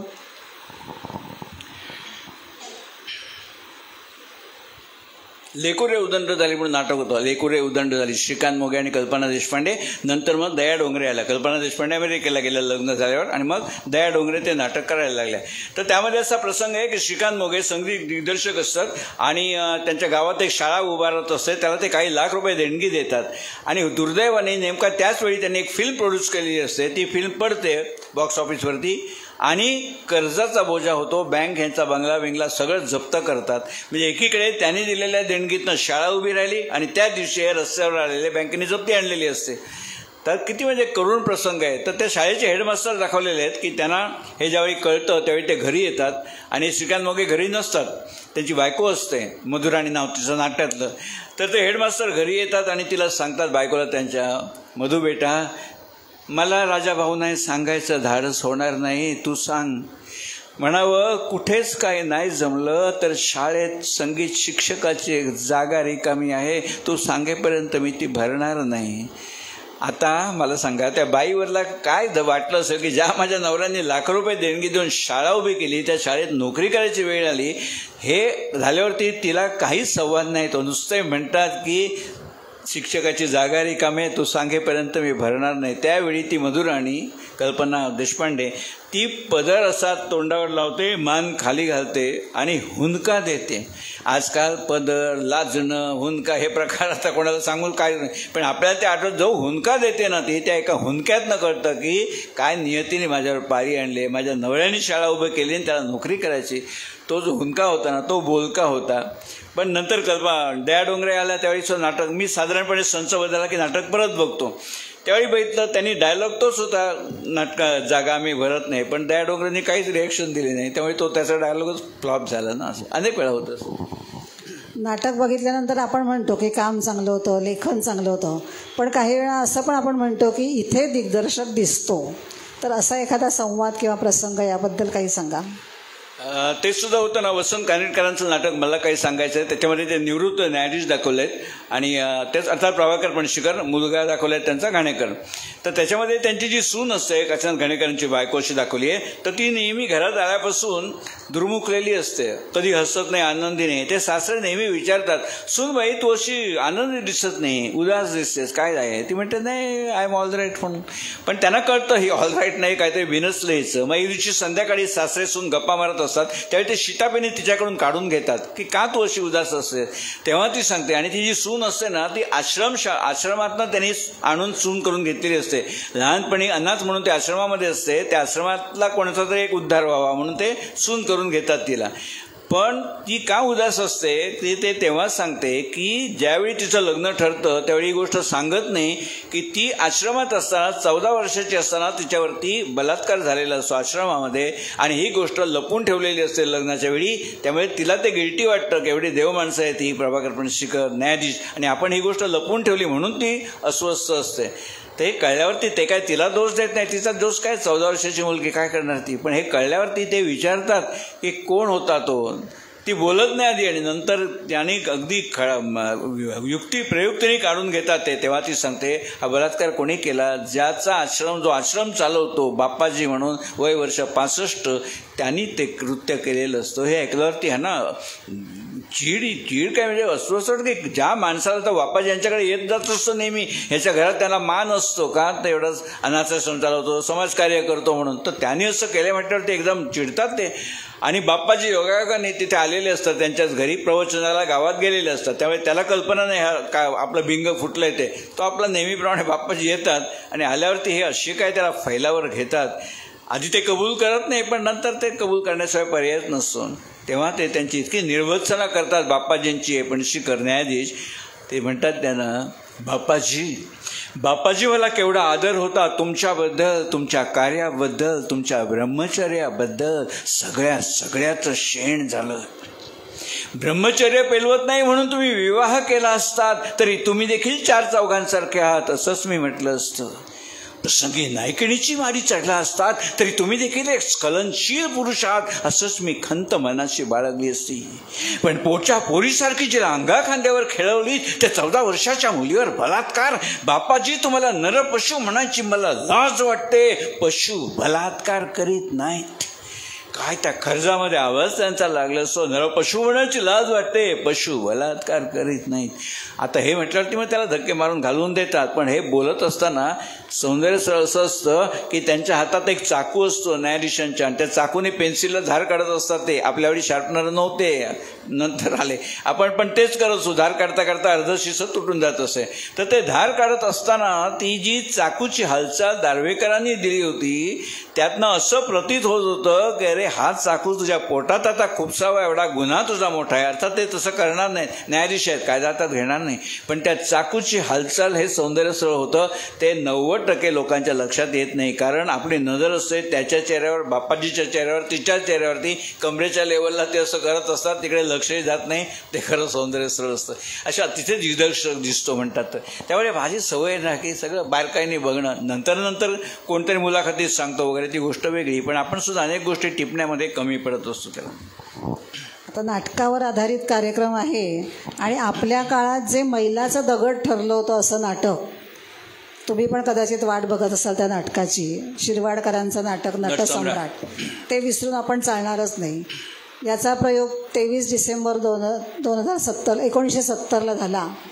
पहिला प्रयोग झाला आणि 2013 साली तर ह्या नाटकाचे सलग 8 प्रयोग झाले.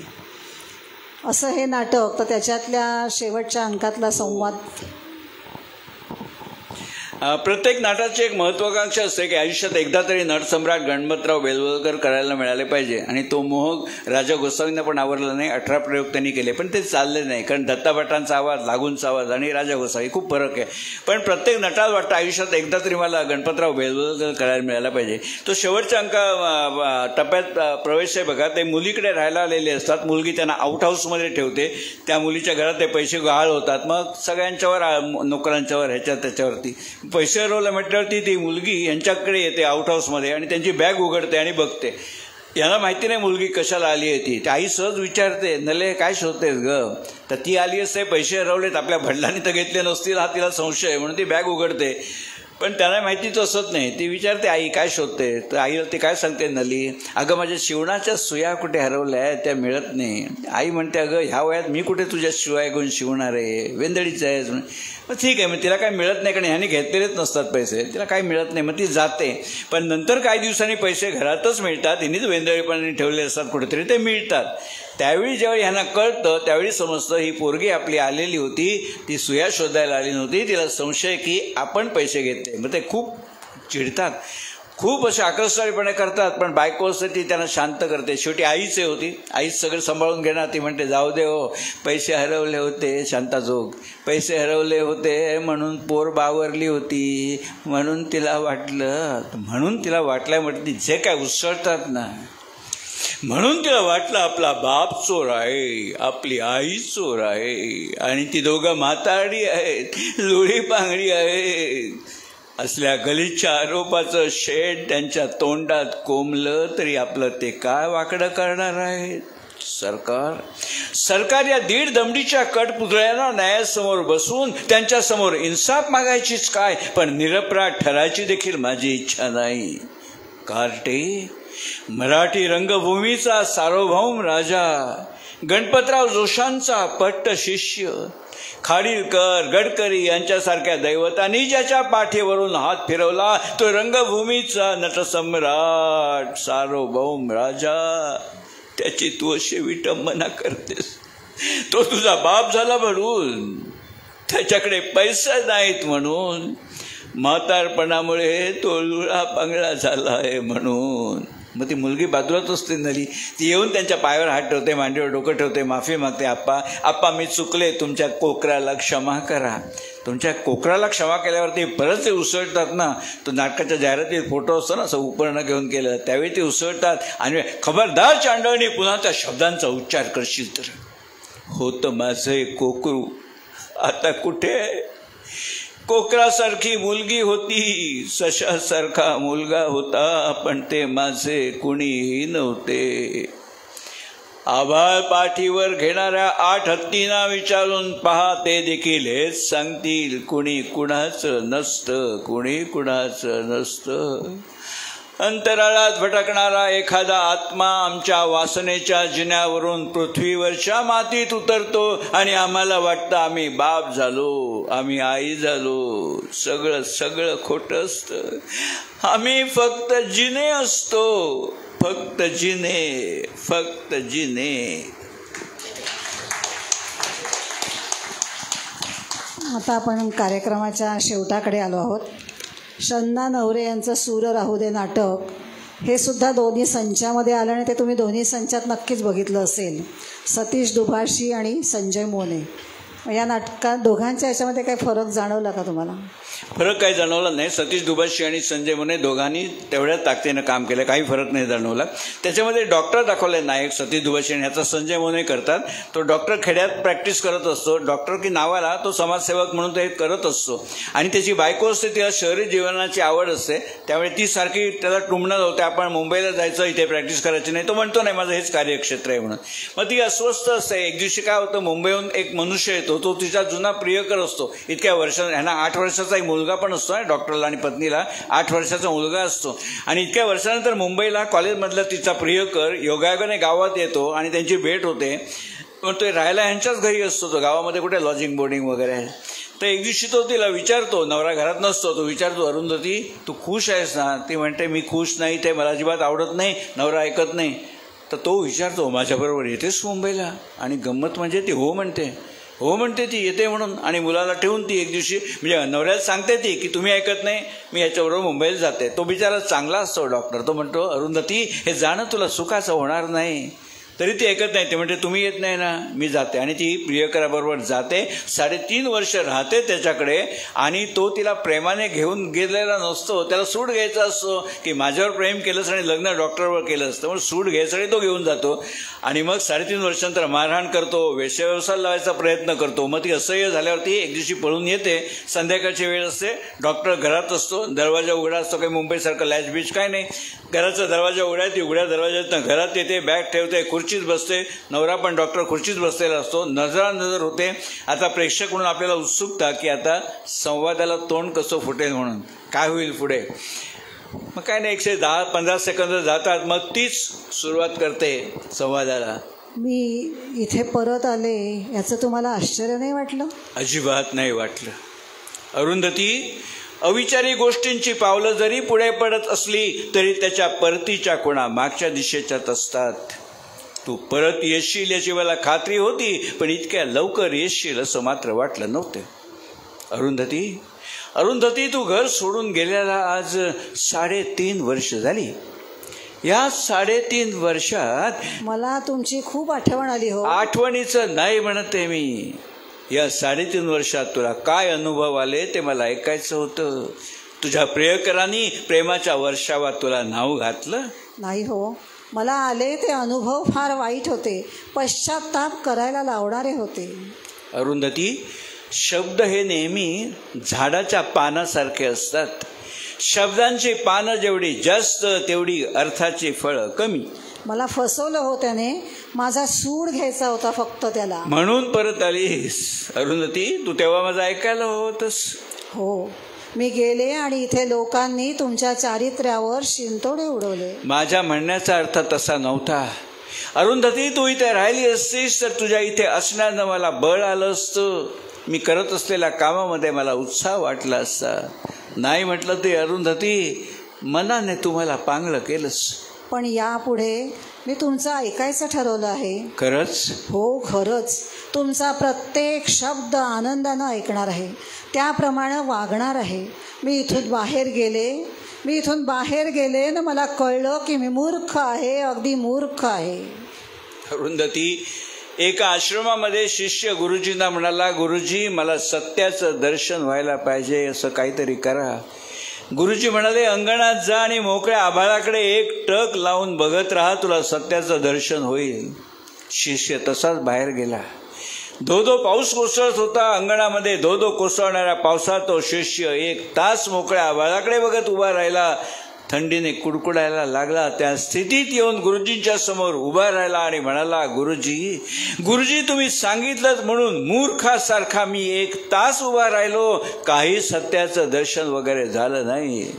त्यावर गुरुजी म्हणाले, अरे आपण मूर्ख आहोत हे कळलं ना, त्याला सत्य म्हणतात.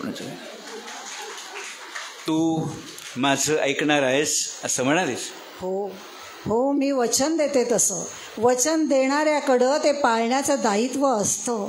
वचन देणं म्हणजेच वचन पाळणं हे मी जाणते. तर मग अरुंधती, तू आलीस तशी परत निघून जा. तू मला वचन दिलेस. अरुंधती, तू उगाच आलीस.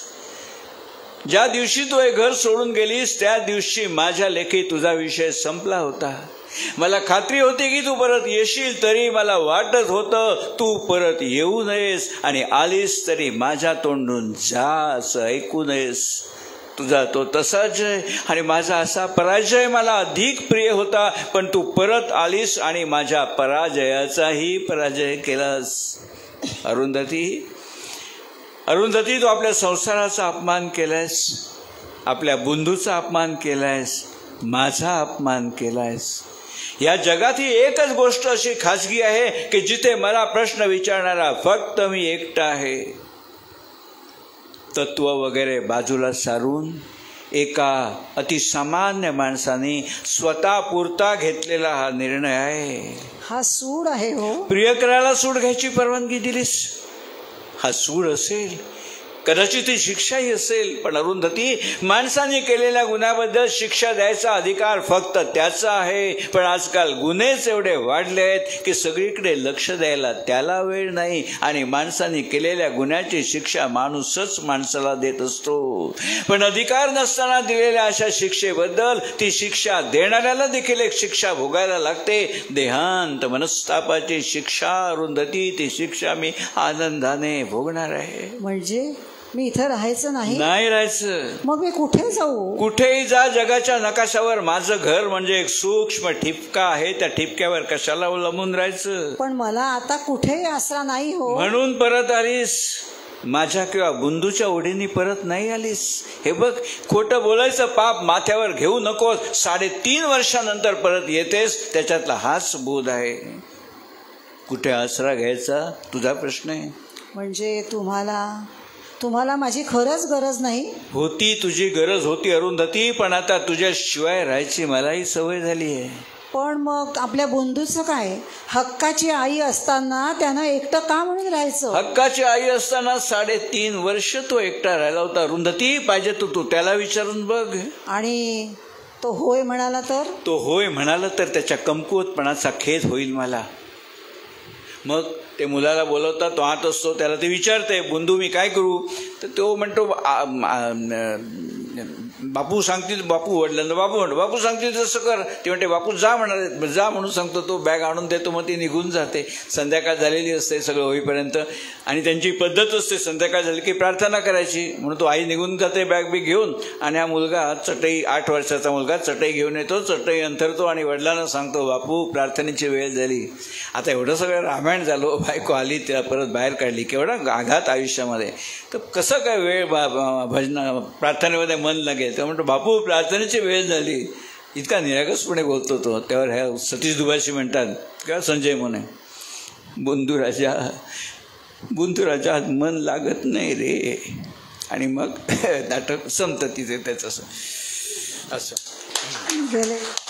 गेले 80-90 मिनटं आपण बोलत आहोत. वेळ कसा गेला का कळलाच नाही. आणि नक्कीच तुम्हाला तुमच्या प्रतिक्रिया आम्हाला कळत आहेत. तुम्हाला नक्कीच हा कार्यक्रम आवडला असेल. तेव्हा मगाशीच तुम्ही 1-2 ओळी सरांच्या तोंडून ऐकल्या, म्हणजे तुम्हाला नक्की कळलं असेल की हे म्हणतायत मला गाण्यातलं कळत नाही, पण गाणं कळतं आणि म्हणून ते गातात. तेव्हा कार्यक्रमाचा शेवटही आपण एखाद्या आवडत्या गाण्याने करूया किंवा नाटकातल्या.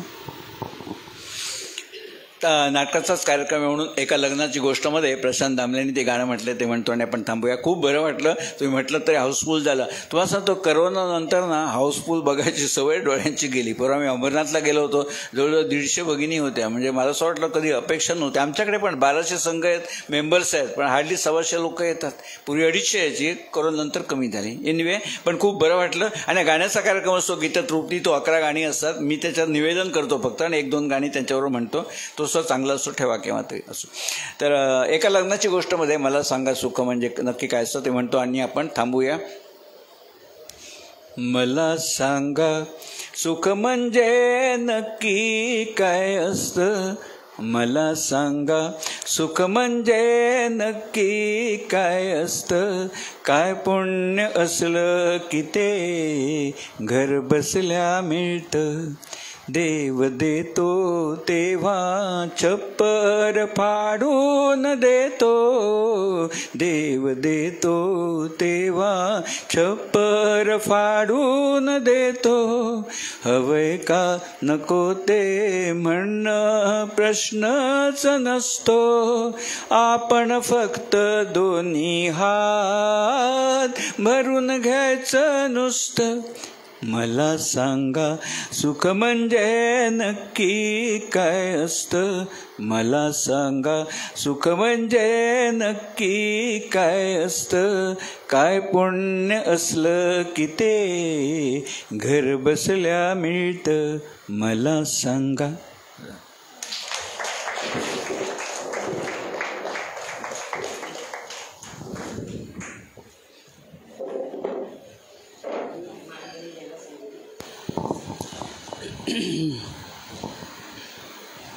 आता मला वाटतं एवढं भारावून गेल्यानंतर मी नंतर 2-4 शब्द बोलणार आहे, पण त्याआधी विसावातर्फे मी आपल्या अध्यक्षा विद्या वर्सेकर यांना सांगते की आमच्याकडून फुलाची पाकळी आपण स्वीकार करावी. आणि खूप एकदा जोरात आपण टाळ्यांचा कडकडाट.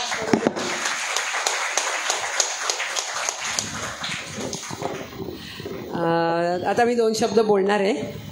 आता मला वाटतं जवळजवळ किती 10 नाटकांविषयी तुम्ही बोललात, कारण मी मोजली नाहीत ह्या वेळेला. जनरली मी करते तुम्ही म्हणता तसं.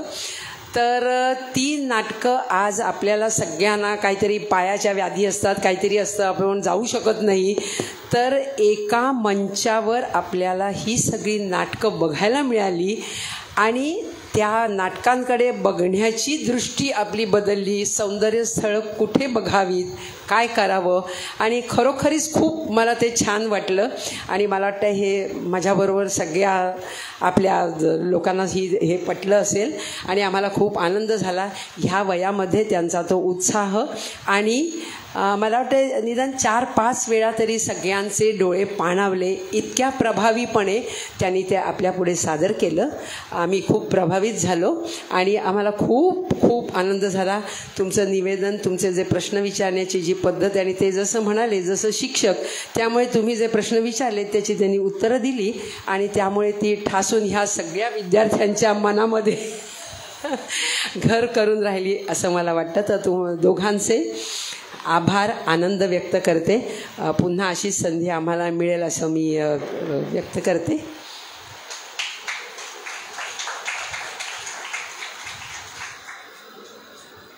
तुम्हाला काही बोलायचं आहे फडके वहिनी? बोलायचं आहे? फडके वहिनीनं काहीतरी बोलायचं आहे, बोलू दे ना.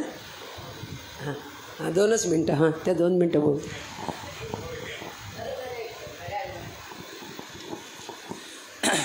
हॅलो. मराठी नाटक अपुले छान, त्यातच ओविली ठाकूरजीने सौंदर्य स्थळांची माळ, सौंदर्य स्थळांची माळ. मराठी नाटक अपुले छान, सादरीकरण बहु सुंदर, जसे वाटले नाट्यगृहात बसलो आपण बघत आहोत नाटक, आणि छोटे छोटे चुटके छान.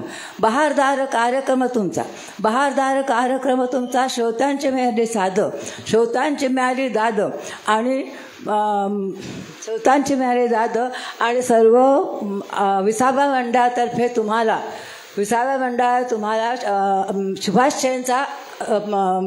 सुभाषचंद्रचा वर्षाव पटकन केलं ना घरा इथल्या थँक्यू सर्वांत धन्यवाद सर्वांचं थँक्यू. त्या शीघ्र कवयित्री आहेत आणि तुम्हाला लगेचच दाद मिळाली. लिहून पाठवायची गरज नाही, तुमच्या रेकॉर्डिंगमध्ये मला वाटतं नक्कीच येईल. तर त्याच्यामुळे खूप खूप आनंद झाला. असेच लोकांना तुम्ही आनंद देत राहा. मला वाटते त्यापूर्वी आपण पुढचा कार्यक्रम काय तो सांगूया. आपल्या अध्यक्षा हे करतील, सांगतील. आपला पुढचा कार्यक्रम याच महिन्यात आहे, कारण या महिन्यात कोजागरी पौर्णिमा आहे, म्हणजे 28 ऑक्टोबरला आणि वार शनिवार आहे. आणि दरवर्षीप्रमाणे गाण्याचा कार्यक्रम आम्ही सादर करणार आहोत. कार्यक्रमाचं नाव आहे चांदण्यात फिरताना आणि सादर करणार आहे श्री दत्त आज. कार्यक्रमाची वेळ 5:45 असणार आहे. सर्वांनी अवश्य यावं. 28 आणि आपल्या ग्रुपवर आणि बोर्डावर याच्या सूचना दिल्या जातात. तर असंच आज जे कोणी आलेल्या नसतील त्या अर्थात आपल्या ग्रुपवर येईलच. सर्वांना सांगा हा कार्यक्रम आहे. फक्त त्यातले जे कलाकार आहेत ते अजून त्यांनी नावं न दिल्यामुळे आम्ही ते नंतर आपल्या